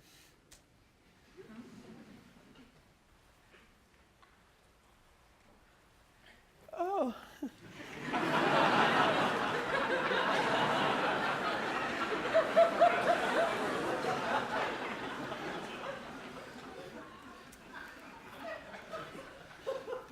But would you undertake another suit? I had rather hear you to solicit that than music from the spheres. Dear lady, give me leave, beseech you. I did send, after the last enchantment you did here, a ring in chase of you. So did I abuse myself, my servant, and I fear me you. Under your hard construction must I sit to force that on you in a shameful cunning which you knew none of yours. What might you think? Have you not set mine honour at the stake and baited it with all the unmuzzled thoughts that tyrannous heart can think? To one of your receiving, enough is shown. A cypress, not a bosom, hides my heart. So let me hear you speak. I pity you. That's a degree to love. No, not agrees, for 'tis a vulgar proof that very oft we pity enemies. Why, then methinks 'tis time to smile again. O world, how apt the poor are to be proud. If one should be a prey, how much the better to fall before the lion than the wolf. The clock upbraids me with the waste of time. Be not afraid, good youth, I will not have you. And yet, when wit and youth is come to harvest, your wife is like to reap a proper man. There lies your way, due west. Then westward ho! Grace and good disposition attend your ladyship. You'll nothing, madam, to my lord by me.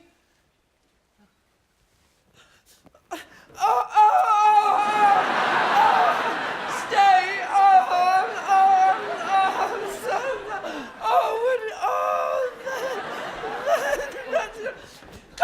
go!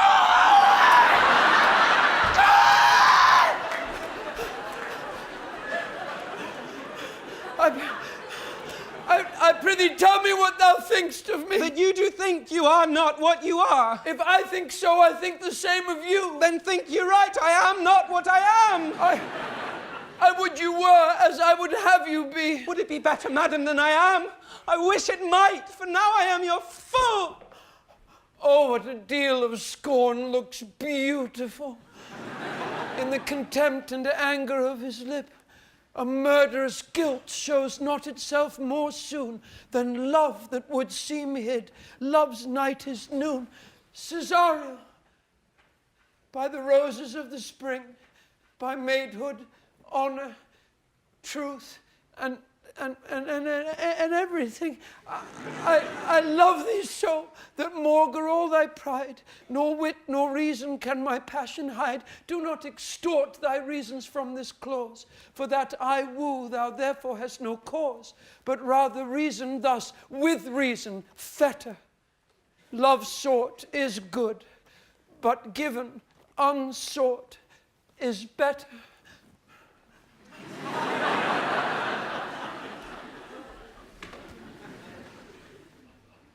By innocence I swear, and by my youth, I have one heart, one bosom, and one truth, and that no woman has, nor never none, shall mistress be of it, save I alone, and so adieu, good madam, nevermore will I my master's tears to you deplore. Yet come again!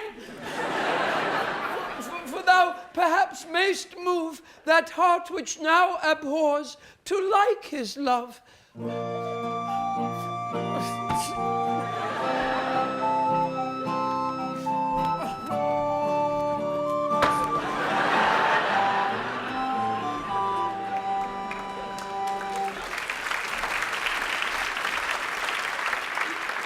No, Faith, I'll not stay a jot longer. Thy reason, dear Venom, give thy reason. You must needs yield your reason, Sir Andrew. Mary, I saw your niece do more favours to the Count's serving man than ever she bestowed upon me.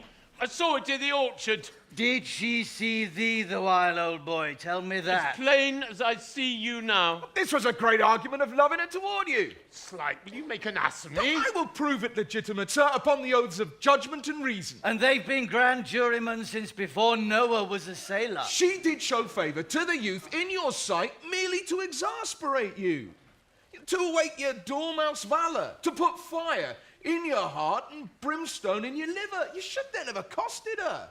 You know, and with some excellent jests, fire new from the mint, you should have banged the youth into dumbness. But this was looked for at your hand, and this was balked. You know, the double guilt of this opportunity you let time wash off, and you're now sailed into the north of my lady's opinion, where you shall hang like an icicle on a Dutchman's beard. Unless you do redeem it, by some laudable attempt, either of valour or policy. And be any way, it must be with valour. For policy I hate. I'd as lief be a brownist as a politician. Why then, build me thy fortunes upon the basis of valour. Challenge me, the Count's youth, to fight with him. Hurt him in 11 places. My niece shall take note of it, and assure thyself there is no love broker in the world can more prevail in man's commendation with woman than report of valour. There is no way but this, Sir Andrew. Will either of you bear me a challenge to him? Oh! Go! Write it in a martial hand. Be cursed and brief. 'Tis no matter how witty, so it be eloquent and full of invention. Taunt him with the license of ink.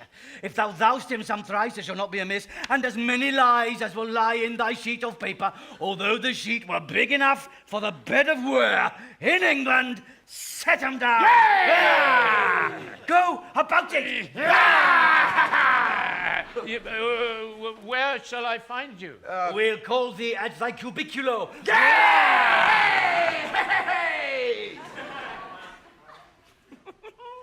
Well, this is a dear mannequin to you, Sir Toby. Oh, I've been dear to him, lad, some 2,000 strong or so. Oh, well, we shall have a rare letter from him, but you'll not deliver it. Never trust me then. And by all means, stir on the youth to an answer. I think oxen and wain robes cannot hail them together. For Andrew, if he were opened and you find so much blood in his liver as will clog the foot of a flea, I'll eat the rest of the anatomy. And his opposite, the youth, bears in his visage no great presage of cruelty. Look where the youngest wren of 9 comes. If you desire the spleen and will laugh yourself into stitches, follow me.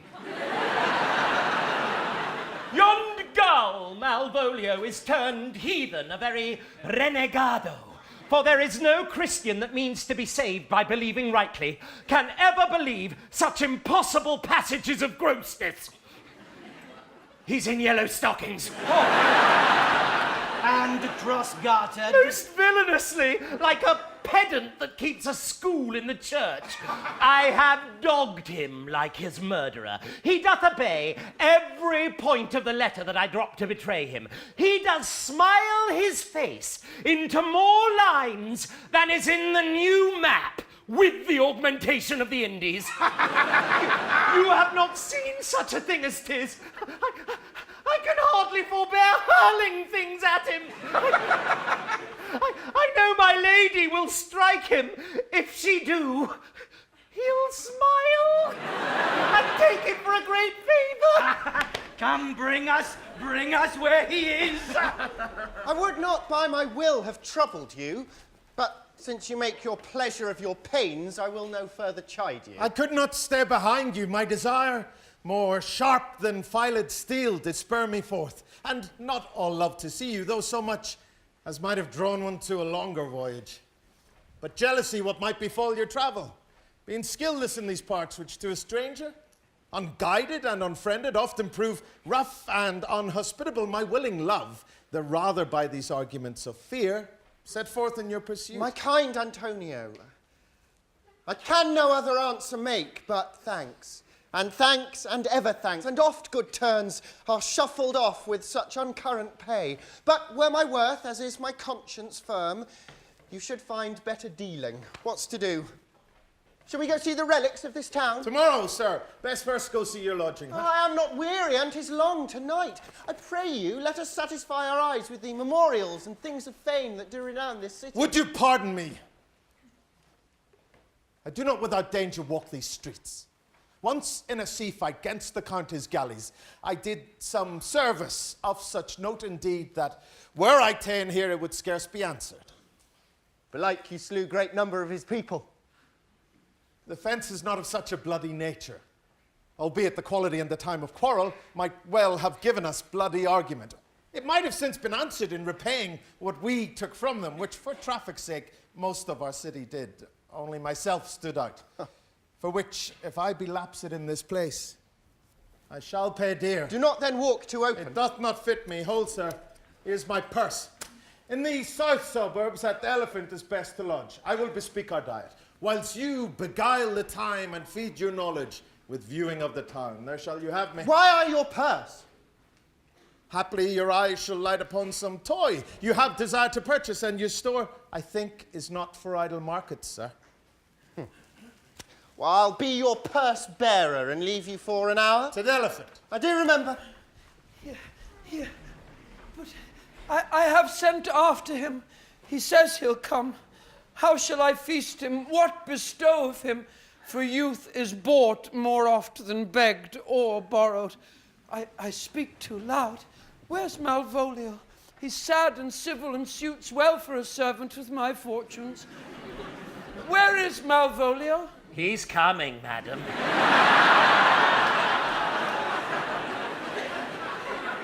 But in very strange manner, he is sure possessed, madam. Why, what's the matter? Does he rave? No, madam, he does nothing but smile. Your ladyship were best to have some guard about you if he come, for sure the man is tainted in his wits. Go call him hither. I am as mad as he, if sad and merry madness equal be.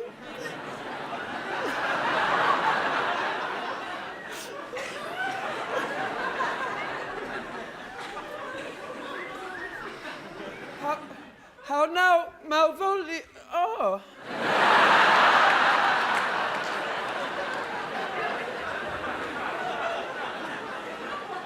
Sweet lady.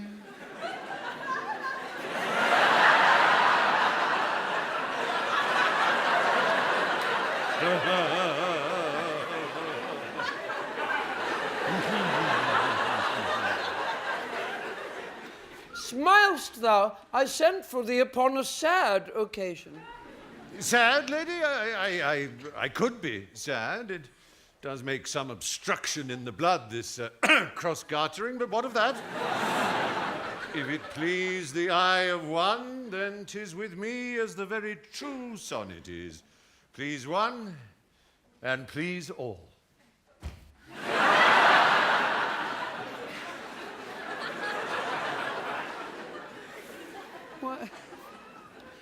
Why, how now, man?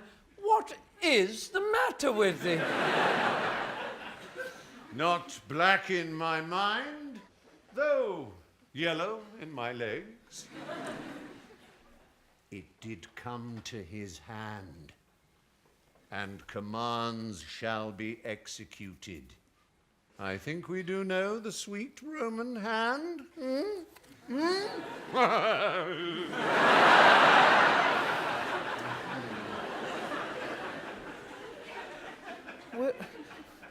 Wilt thou go to bed, Malvolio?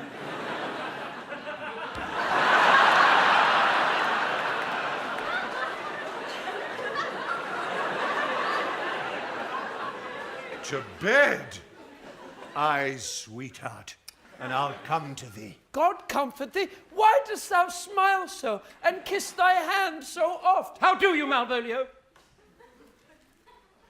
At your request, yes. Nightingales answer doors. Why appear you with this ridiculous boldness before my lady? Be not afraid of greatness. 'Twas well writ. What meanest thou by that, Malvolio? Some are born great. Huh? Some achieve greatness. What sayest thou? And some have greatness thrust upon them.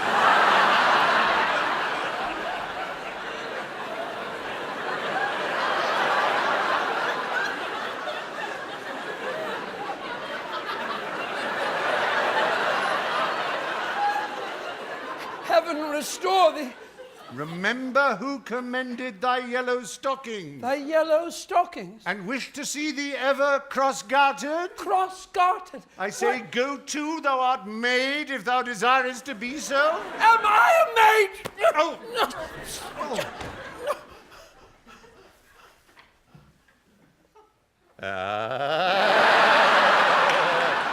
If not, let me see thee a servant still. Why, this is very midsummer madness. Madam, the young gentleman of the Count Orsino's is returned. I could hardly entreat him back. He attends your ladyship's pleasure. Oh. I'll come to him. Good Maria, let this fellow be looked to. Where's Cousin Toby? Let some of my people have a special care of him. I would not have him miscarry for the half of my dowry. Oh. Do you come near me now?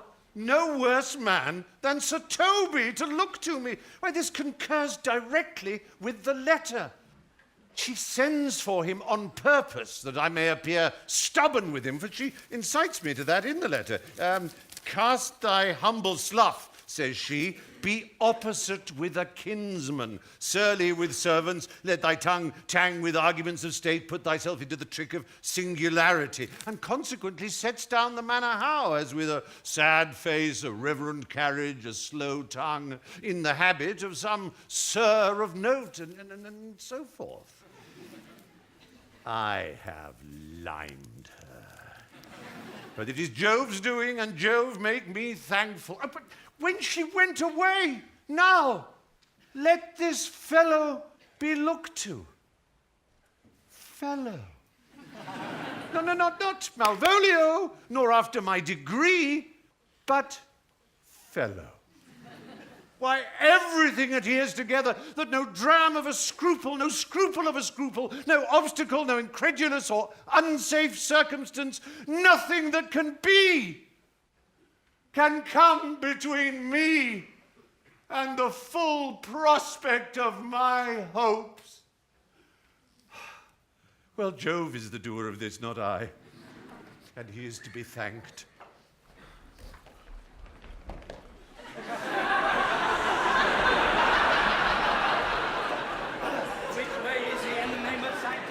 If all the devils of hell be drawn in little, and Legion himself possessed him, yet I'll speak to him.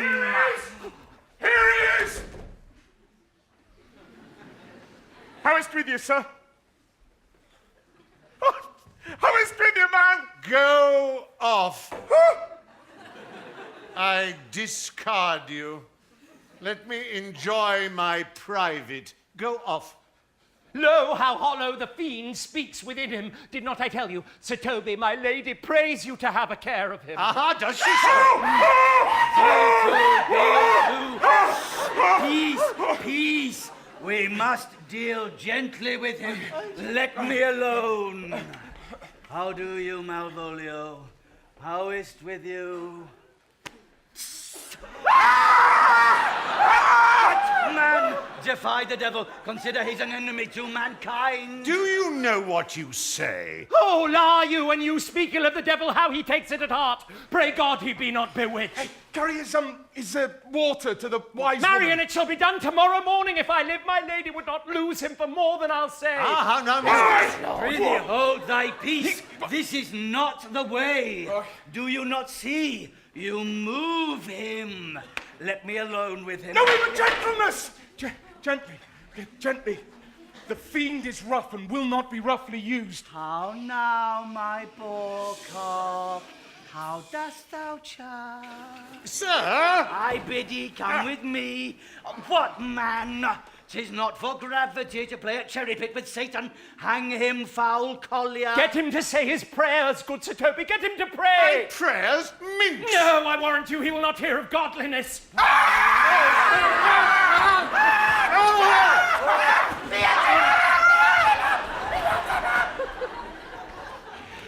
Go hang yourselves all! You are idle, shallow things.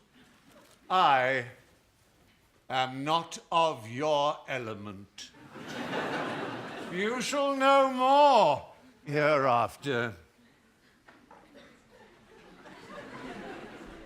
Is't possible? If this were played upon a stage now, I could condemn it as an improbable fiction.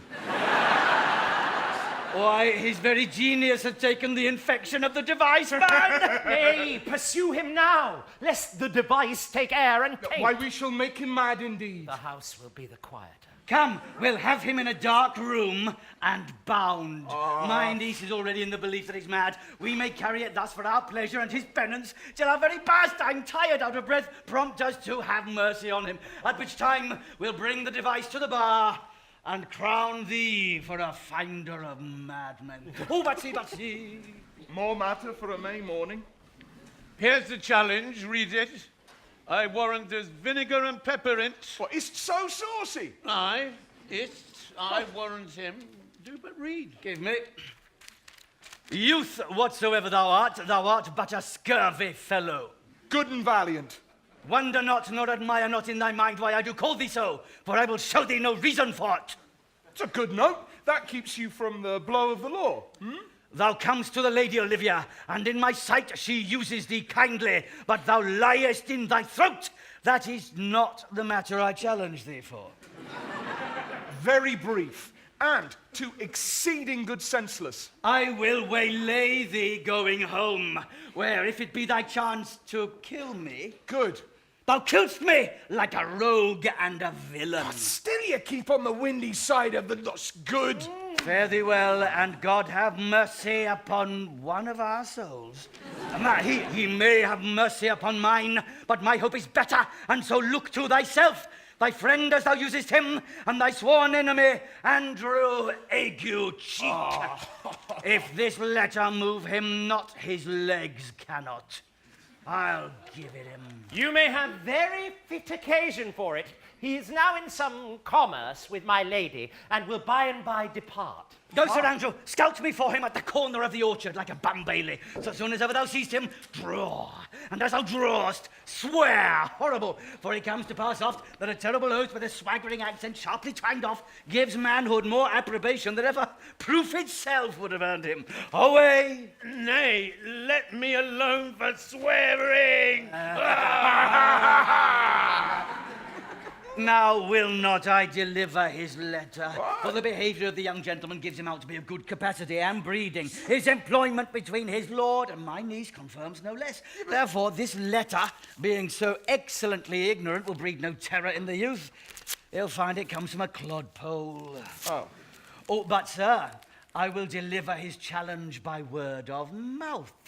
Set upon ague cheek a notable report of valour, and drive the gentleman, as I know his youth will aptly receive it, into a most hideous opinion of his rage, skill, fury, and impetuosity. This will so frighten them both, they'll kill one another by the look, like cockatrices. Well, here he comes with your niece. Give way till he take leave, and presently after him. I've said too much unto a heart of stone, and laid mine honour to uncherry on it. There's something in me that reproves my fault, but such a headstrong, potent fault it is, that it but mocks reproof. With the same behaviour that your passion bears, goes on my master's griefs. No, here, wear this jewel for me. Oh, 'tis my picture.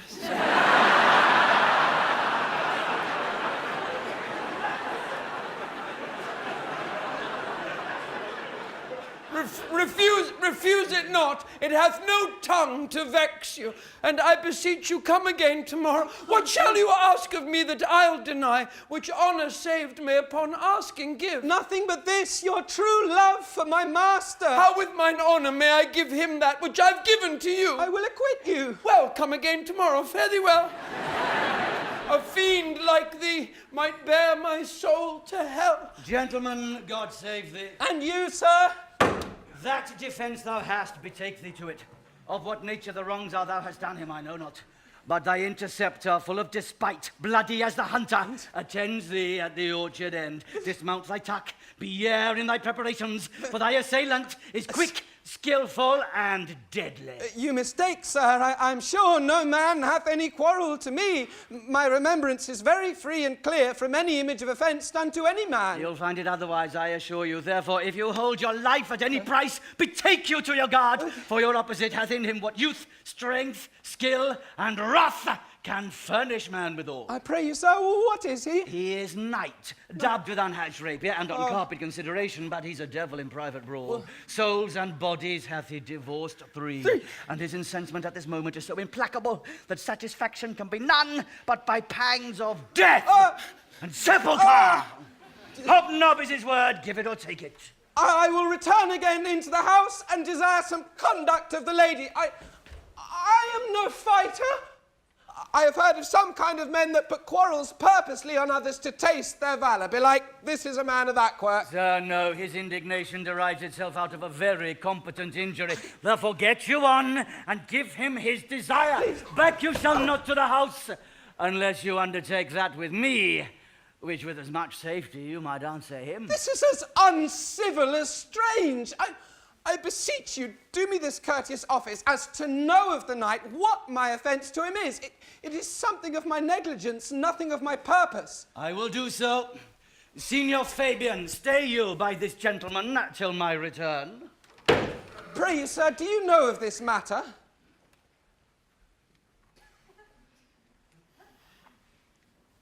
I know the youth is incensed against you, even to a mortal arbitrament, but nothing of the circumstance more. I beseech you, what manner of man is he?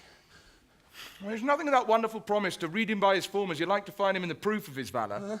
Well, he is indeed, sir, the most skilful, bloody and fatal opposite that you could possibly have found in any part of Illyria. Will you walk towards him?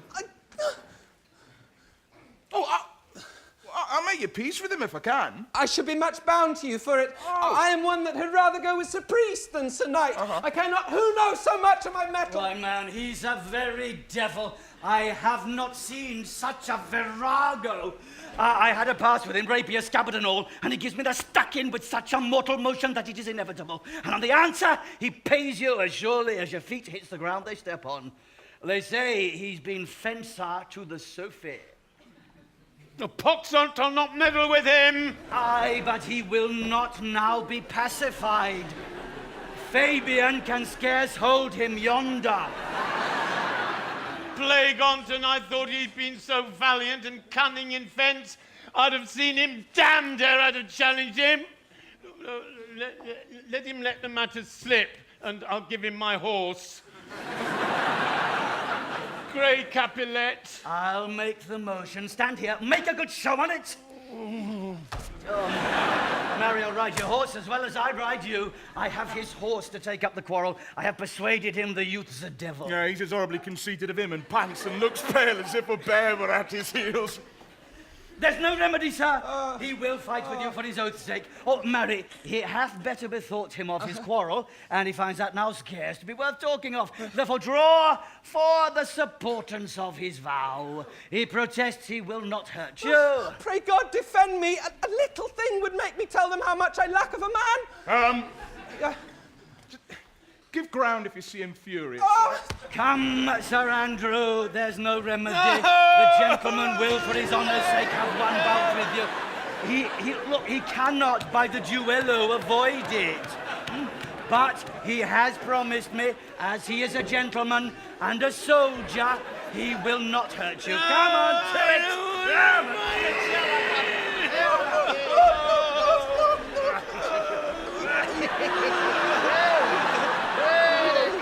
Pray God he keep his oath. I do assure you, sir, 'tis against my will.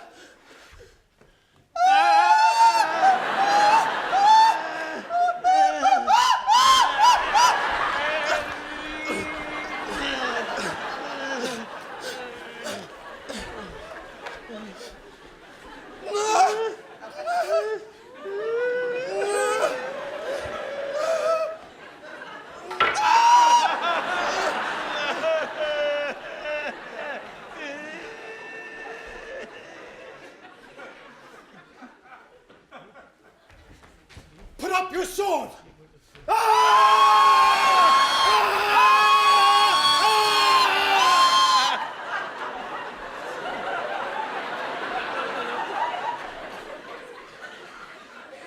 If this young gentleman have done offence, I take the fault on me.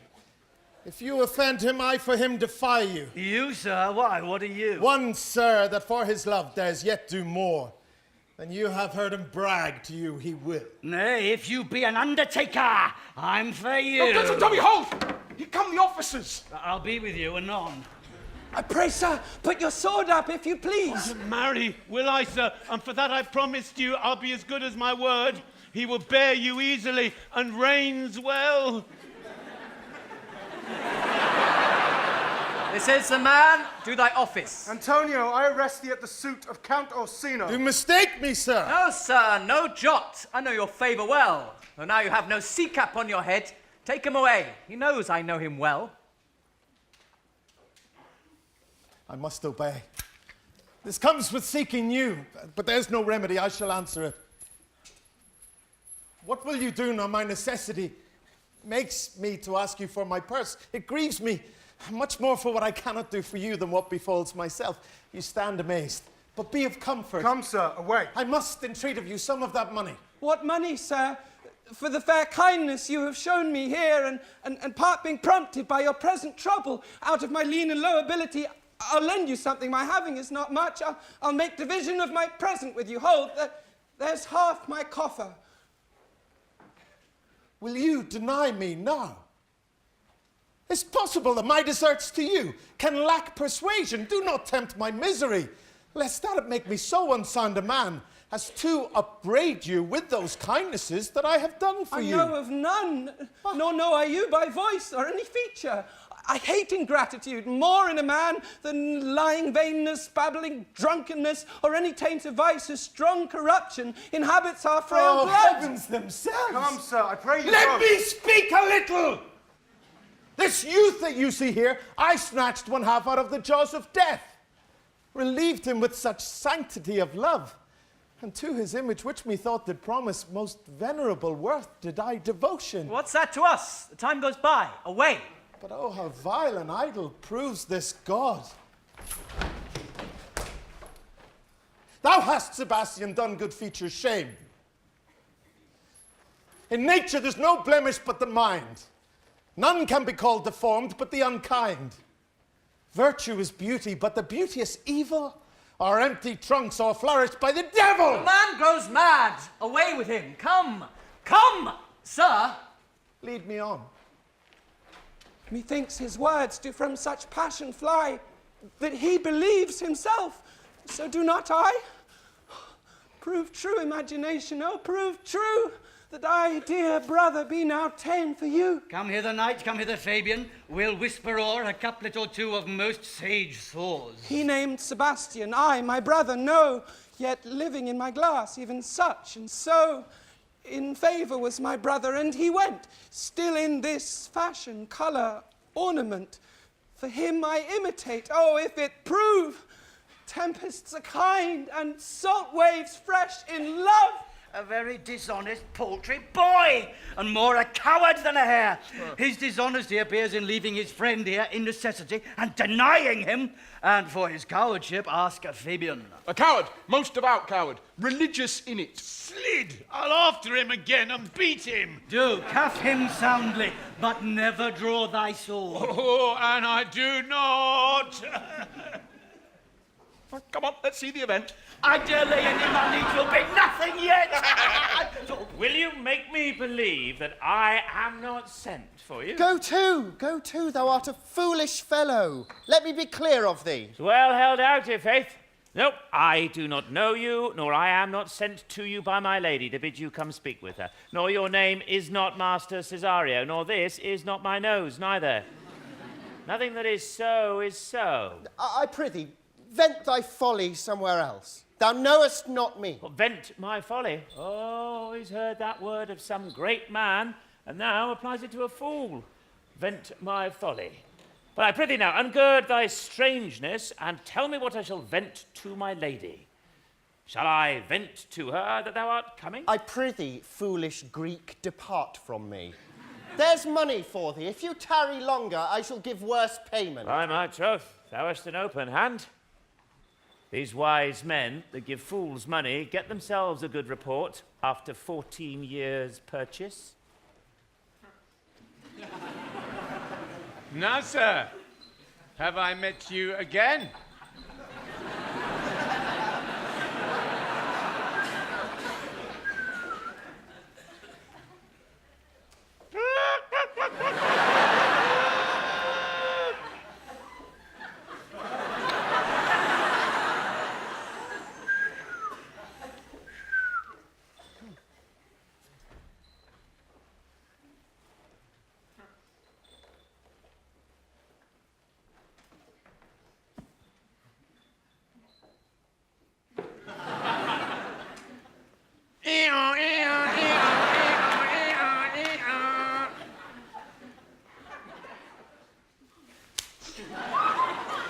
There's for you. Oh.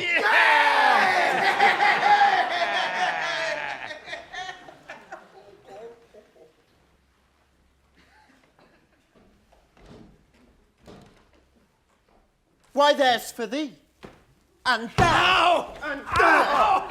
Are all the people mad? Hold, sir, or I'll throw your dagger or the house. This will I tell my lady straight. I would not be in some of your coats for tuppence. Come on, sir. Hold. Nay, let him alone. I'll go another way to work with him. I'll have an action of battery against him if there be any law in Illyria, though I struck him first.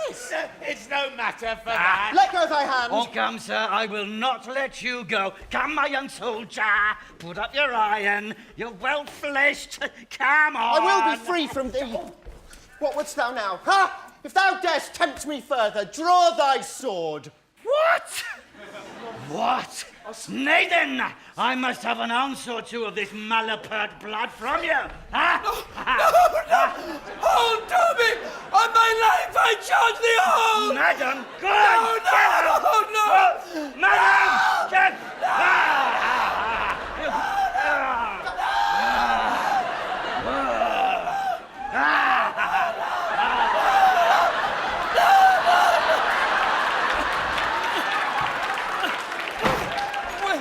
Will it be ever thus, ungracious wretch, fit for the mountains and the barbarous caves, where men as ne'er were preached? Out of my sight! Be not offended, dear Cesario. Roots may be gone! Oh, my God! Oh.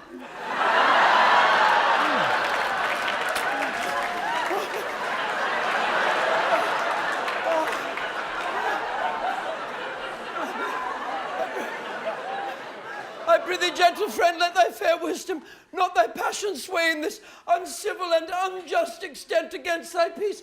Go with me to my house, and hear thou there how many fruitless pranks this ruffian hath botched up, that thou thereby mayst smile at this. Thou shalt not choose but go. Do not deny. Beshrew his soul for me. He started one poor heart of mine in thee.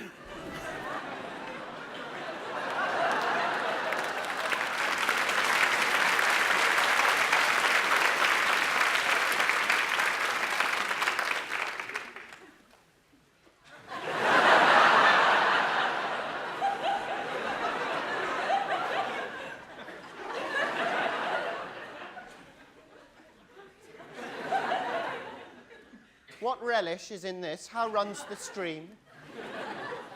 Or I am mad, or else this is a dream.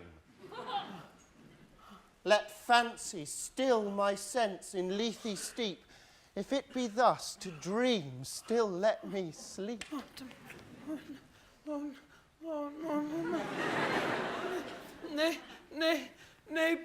Nay, prithee, come. Would thou be ruled by me? Madam, I will. Oh.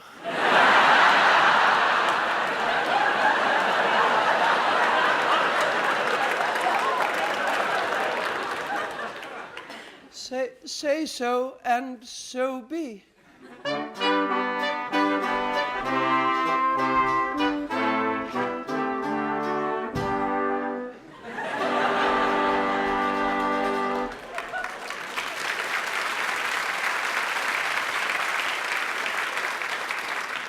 Nay, I prithee, put on this beard and this gown.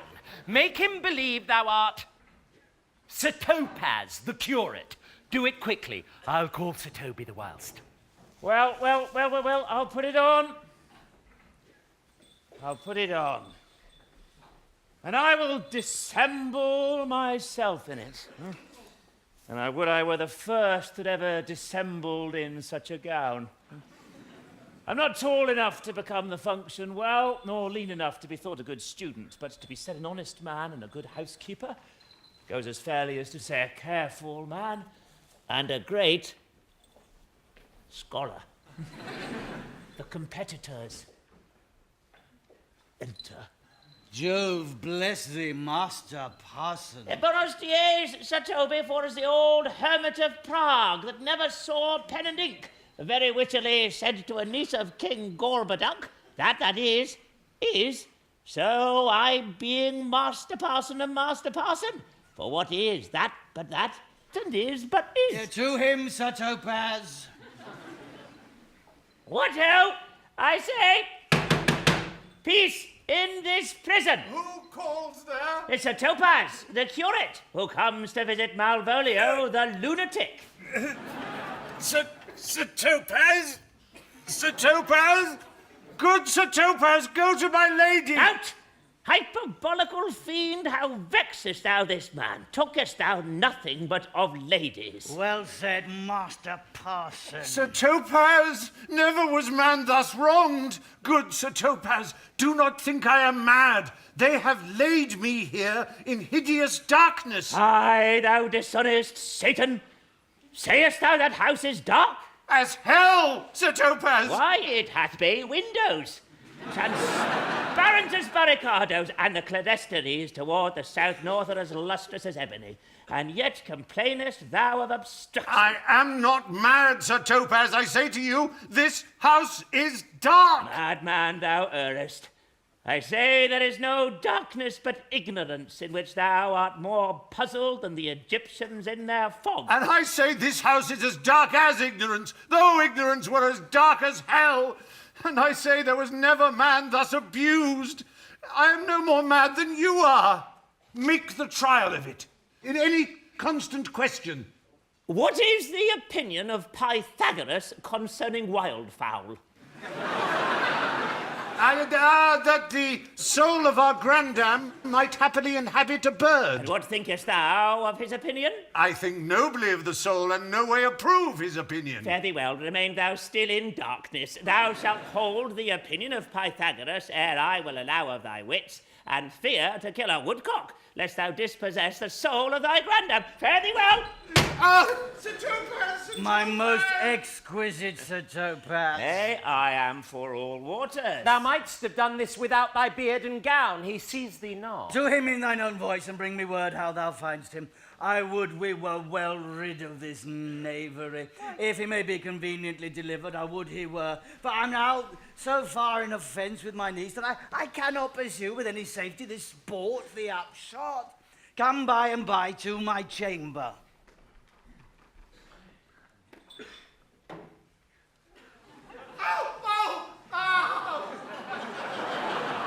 Hey, Robin, jolly Robin, tell me how thy lady does. Fool! My lady is unkind, Paddy. Fool! Alas, why is she so? Fool, I say! She loves another. Who calls? Oh, good fool, as ever thou wilt deserve well at my hand. Help me to a candle and pen, ink, and paper. As I am a gentleman, I will live to be thankful to thee for it. Most Malvolio. Aye, good fool. Alas, how fell you beside your 5 wits? Oh, fool, there was never man so notoriously abused. I am as well in my wits, fool, as thou art. But as well? Oh, then you are mad indeed, if you be no better in your wits than a fool. They have here profited me, keep me in darkness, send ministers to me, asses. Do all they can to face me out of my wits. Sorry, what do you say, sir? The minister is here. Malvolio, thy wits the heavens restore. Endeavour thyself to sleep, and leave thy vain bibble-babble. Sir Topaz! Maintain no words with him, good fellow. Who I, sir? Not I, sir. God by you. Good Sir Topaz. Marry, amen. I will, sir. I will. Fool! Fool! Fool, I say! Yes, be patient. What say you, sir? I am shent for speaking Good to you. fool, help me to some paper and some light. I tell thee I'm as well in my wits as any man in Illyria. Well a day that you were, sir. By this hand I am. Good fool. Help me to a paper, ink, and light, and convey what I will set down to my lady, and it shall advantage thee more than ever the bearing of letter did. I will help you to it, but tell me true, are you not mad indeed, or do you but counterfeit? Believe me, I am not. I tell thee true. Nay, I'll ne'er believe a madman till I see his brains. Oh. I'll fetch you light and paper Oh. and ink. Fool, I'll requite thee in the highest degree. Prithee, begone. Oh, I am gone, sir, and gone, sir. I'll be with you again. In a trice like to the old vice your need to sustain, who with dagger of wrath in his rage and his wrath was a hard to the devil. Like a mad lad, pare thy nails, dad. Adieu, good man, devil. This is the air, that is the glorious sun. This pearl she gave me, I do feel it and see it. And though 'tis wonder that enwraps me thus, yet 'tis not madness. Where's Antonio then? I could not find him at the Elephant, yet there he was, and there I found this credit, that he did range the town to seek me out. His counsel now might do me golden service.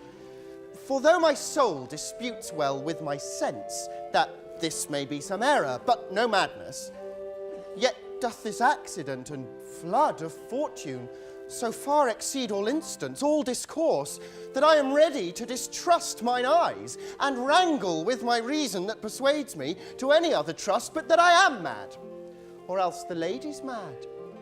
Yet if 'twere so, she could not sway her house, command her followers, take and give back affairs and their dispatch with such a smooth, discreet, and stable bearing. As I perceive she does. There's something in't that is deceivable. But here the lady comes. Blame not this haste of mine.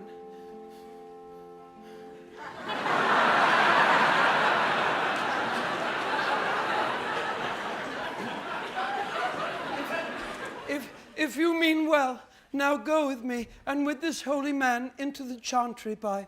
There before him and underneath that consecrated roof, plight me the full assurance of your faith, that my most jealous and too doubtful soul may live at peace. He shall conceal it. Whilst you are willing, it shall come to note what time we will our celebration keep according to my birth. What do you say?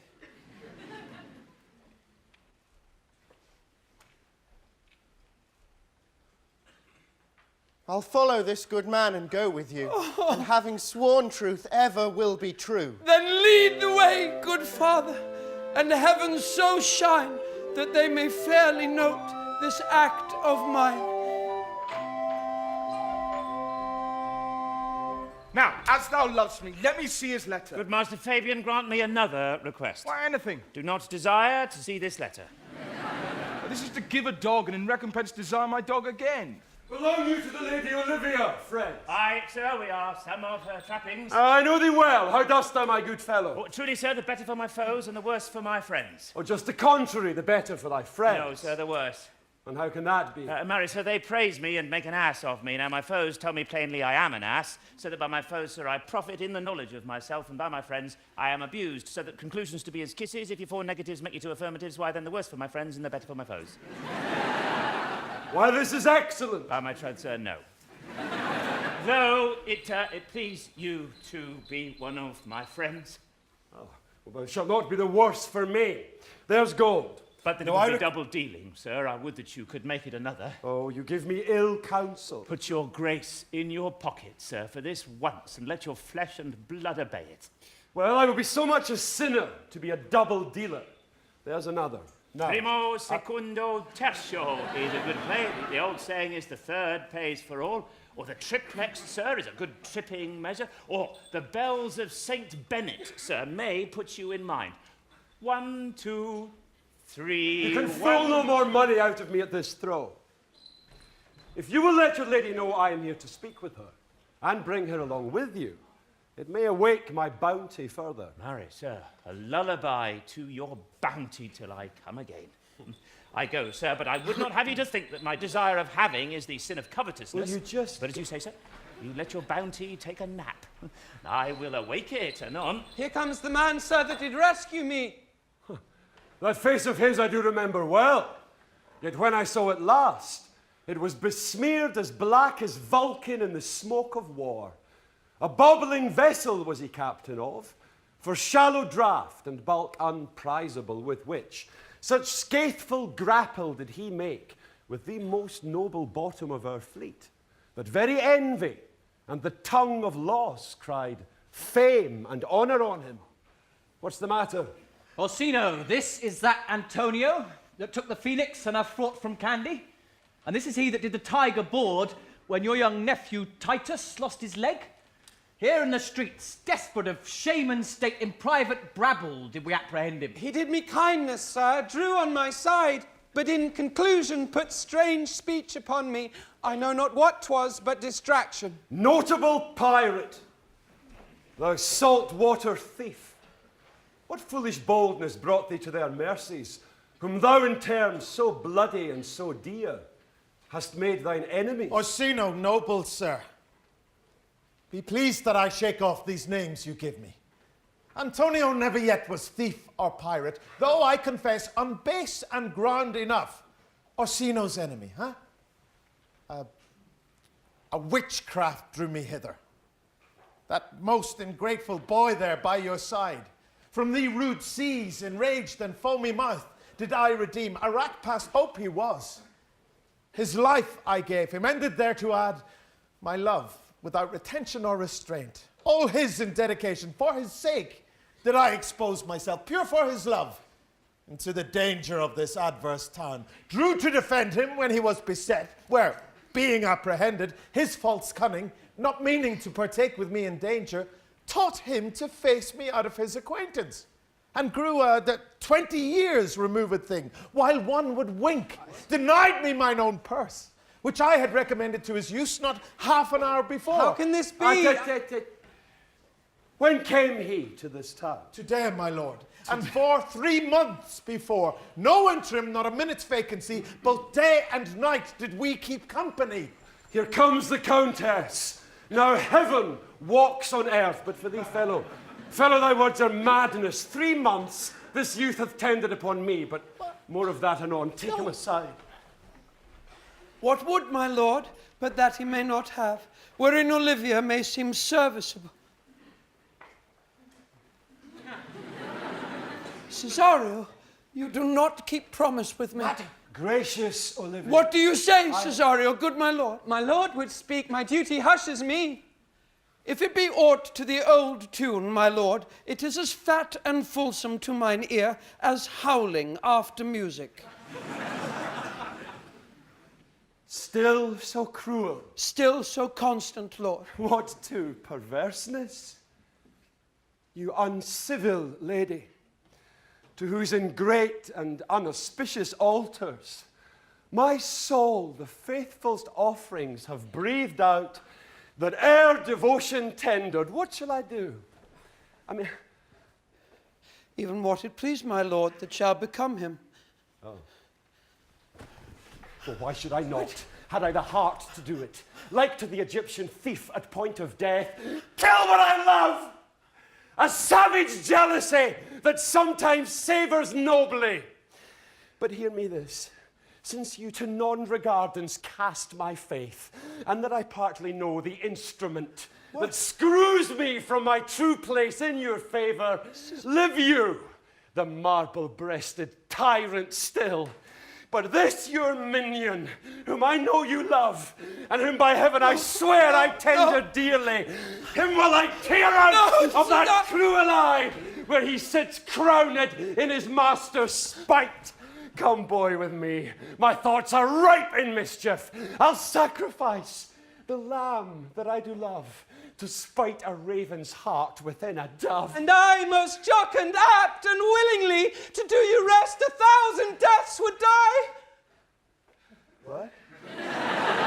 Where goes Cesario? After him I love, more than I love these eyes, more than my life, more by all moors than e'er I shall love wife.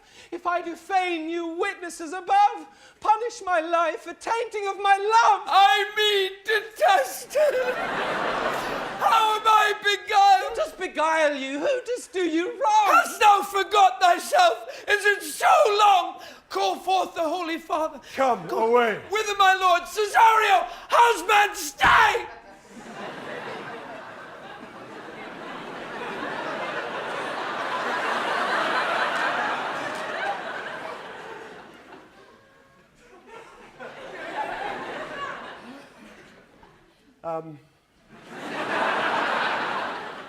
Husband? Aye, husband. Can he that deny? Her husband, Sarah? No, my lord, not I.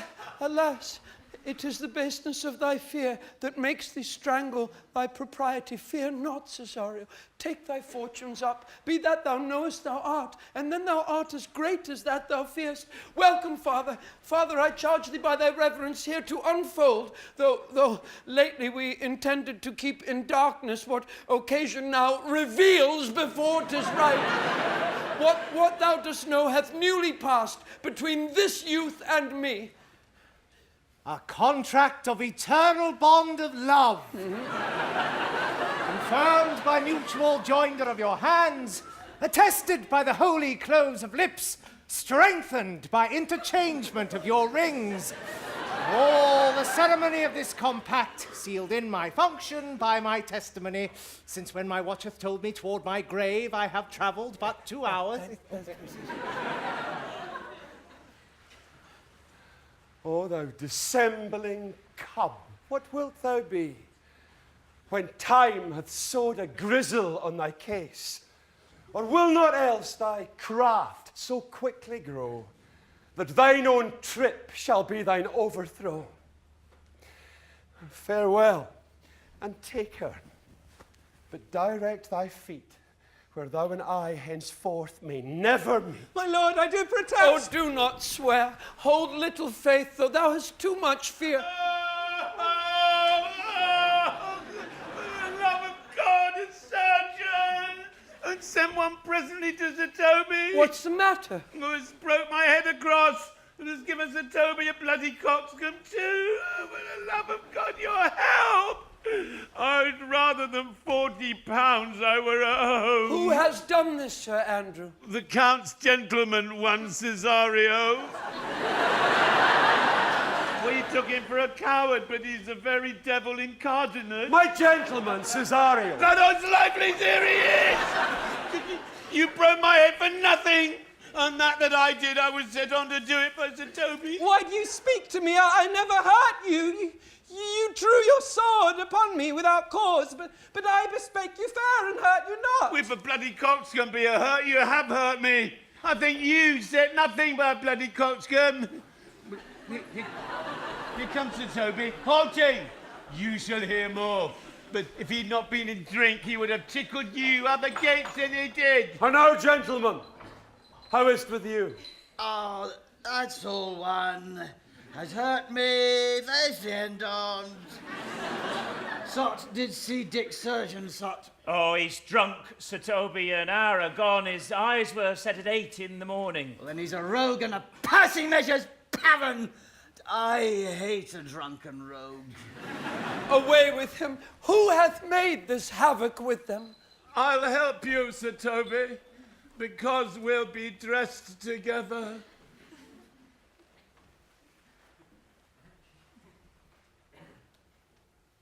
Will you help?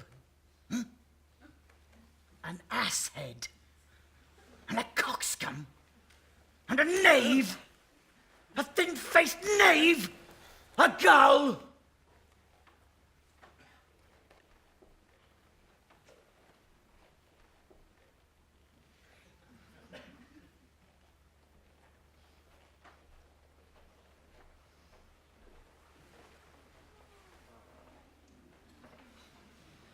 Get him to bed, and let his hurt be looked to. I am sorry, madam, I have hurt your kinsman. But had it been the brother of my blood, I must have done no less with wit and safety. You throw a strange regard upon me, and by that I do perceive it hath offended you. Look, pardon me, sweet one, even for the vows we made each other but so late ago. One face, one voice, one habit, and two persons. A natural perspective that is and is not. Antonio, oh, my dear Antonio, how have the hours racked and tortured me since I have lost thee? Sebastian, are you? Fearest thou that, Antonio? How have you made division of yourself? An apple cleft in two is not more twin than these two creatures. Which is Sebastian? Most wonderful!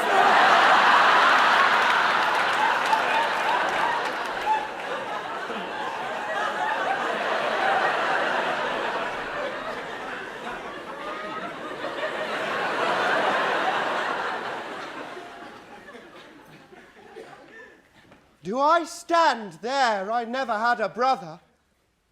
Nor can there be that deity in my nature of here and everywhere. I had a sister, whom the blind waves and surges have devoured. Of charity, what kin are you to me? What countryman, what name, what parentage? Hey!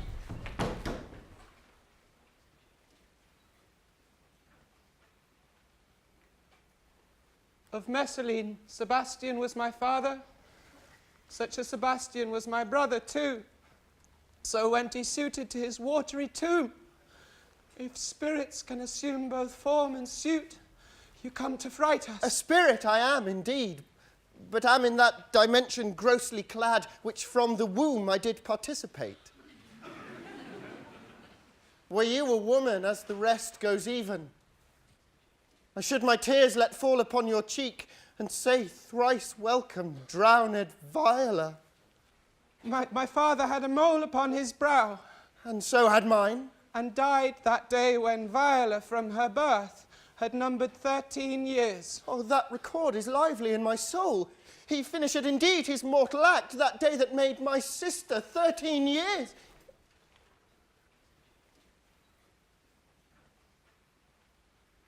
if nothing lets to make us happy both. But this, my masculine usurped attire, do not embrace me till each circumstance of place, time, fortune to cohere and jump, that I am Viola, which to confirm, I'll bring you to a captain in this town, where lie my maiden weeds, by whose gentle help I was preserved to serve this noble count.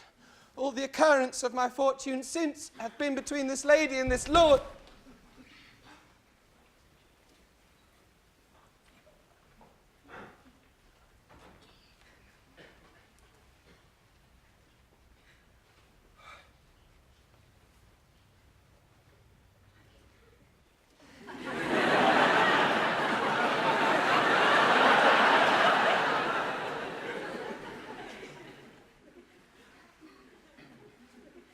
So comes it, lady, you have been mistook.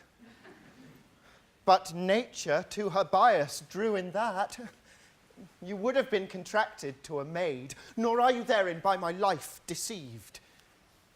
You are betrothed both to a maid and man. Be not amazed, right noble is his blood.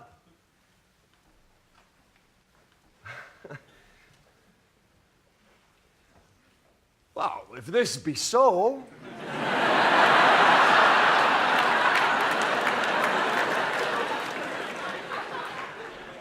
As yet the glass seems true. I shall have share in this most happy rack. Boy, thou hast said to me 1,000 times, thou never shouldst love woman like to me. And all those sayings will I overswear, and all those swearings keep as true in soul as doth that orbit continent the fire that severs day from night. Give me thy hand, and let me see thee in thy woman's weeds. The captain that did bring me first on shore hath my maid's garments. He upon some action is now in durance at Malvolio's suit, a gentleman and follower of my lady's. He shall deliver him. Fetch Malvolio hither. And yet, now alas, I do remember me. They say, poor gentleman, he's much distract. A most extracting frenzy of mine own, from my remembrance clearly banished his. How does he, sir? Truly, madam, he holds Beelzebub at the stave's end, as well as a man in his case may do. Has here it a letter to you. I should have given it you today morning, but as a madman's epistles are no gospels, so it skills not much when they're delivered. Open and read it. Look then to be well edified when the fool delivers the madman. By the Lord, madam, on me, and the world shall know.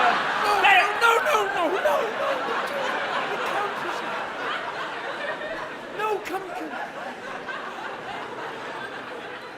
How now, art thou mad? No, madam, I do but read madness. And your ladyship will have it as it ought to be. You must allow vox. I prithee, read in thy right wits. Oh, why, so I do, Madonna, but to read his right wits is to read thus. Therefore, perpend, my princess, and give ear. Read it you, sirrah.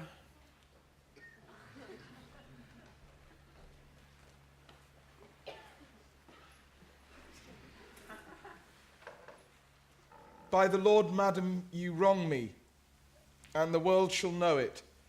Though you have put me into darkness and given your drunken cousin rule over me, yet have I the benefit of my senses as well as your ladyship. I have your own letter that induced me to the semblance I put on, with the which I doubt not but to do myself much right, or you much shame. Think of me as you please. I leave my duty a little unthought of, and speak out of my injury, the madly used Malvolio. Did he write this? Aye, madam. Well, this savours not much of distraction. See him delivered. Fabian, go bring him hither. My lord, so please you, these things further thought on, to think me as well a sister as a wife, one day shall crown the alliance on't, so please you, here at my house, and at my proper cost. Madam, I'm most apt to embrace your offer. Oh, your master quits you, and for your service...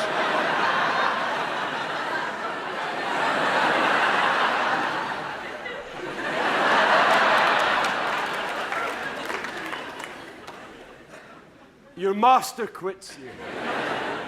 And for your service done him, so much against the metal of your sex, so far beneath your soft and tender breeding. And since you called me master for so long, here is my hand. You shall from this time be your master's mistress. A sister. You are she.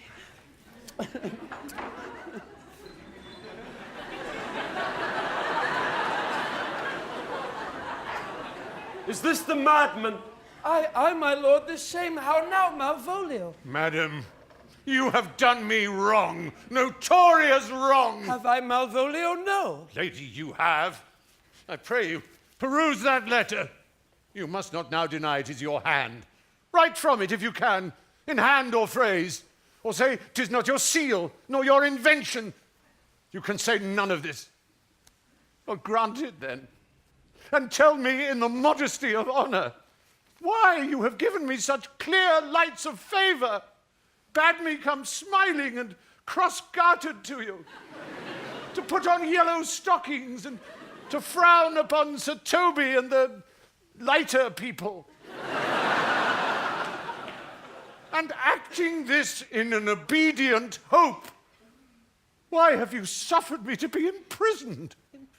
Kept in a dark house, visited by the priest, and made the most notorious geck and gull that e'er invention played on. Tell me, why?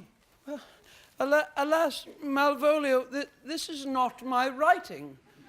Though I confess much like the character, but out of question, it is Mariah's hand.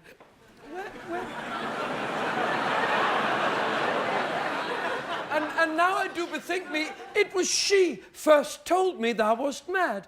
Then camest in smiling, and in such forms which were, oh, look, would you hear were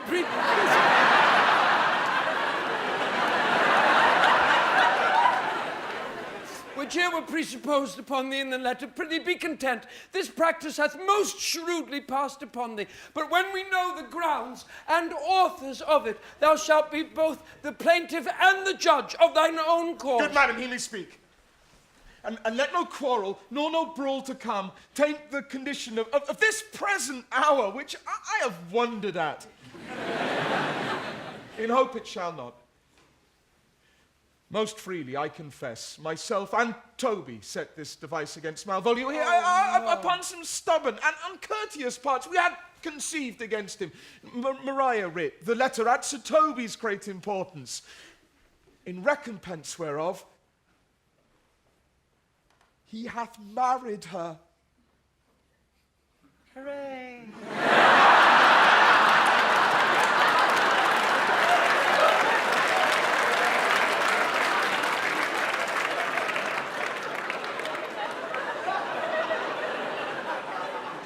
How with the sportful malice this was followed might rather pluck on laughter than revenge, if that the injuries be justly weighed, that have on both sides passed. Alas, poor fool, how have they baffled thee? Why, some are born great, some achieve greatness, and some have greatness thrown upon them. I was one, sir, in this interlude, one Sir Topaz, sir, but that's all one.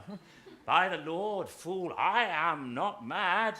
But you remember, madam, why laugh you at such a barren rascal? And you smile not, he's gagged. And thus the whirligig of time brings in his revenges.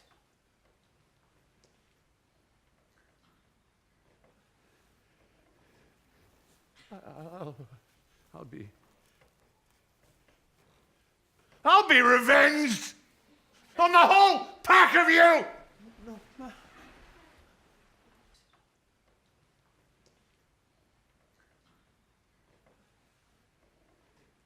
He hath been most notoriously abused. Pursue him and entreat him to a peace. He hath not told us of the captain yet. When that is known, and golden time convents, a solemn combination shall be made of our dear souls.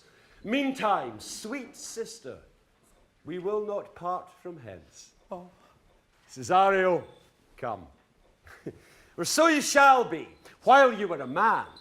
But when in other habits you are seen, Orsino's mistress and his fancy's queen.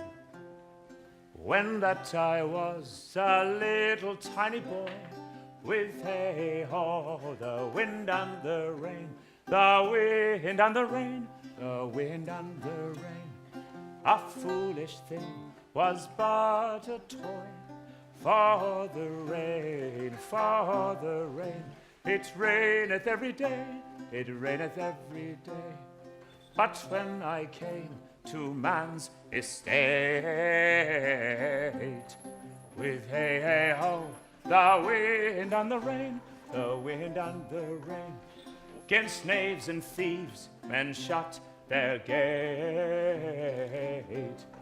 For the rain, it raineth every day, it raineth every day. But when I came, alas, to wife, with hey-ho, the wind and the rain, the wind and the rain, the wind and the rain. By swaggering could I never thrive, for the rain, for the rain. It raineth every day, it raineth every day. But when I came unto my beds, with hey-hey-ho, the wind and the rain, the wind and the rain, with tosspot still had drunken heads.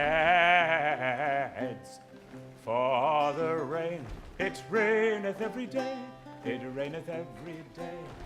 A great while ago the world began, with hey-ho, the wind and the rain, the wind and the rain, the wind and the rain. But that's all one, our play is done, and we'll strive to please you every day, to please you every day.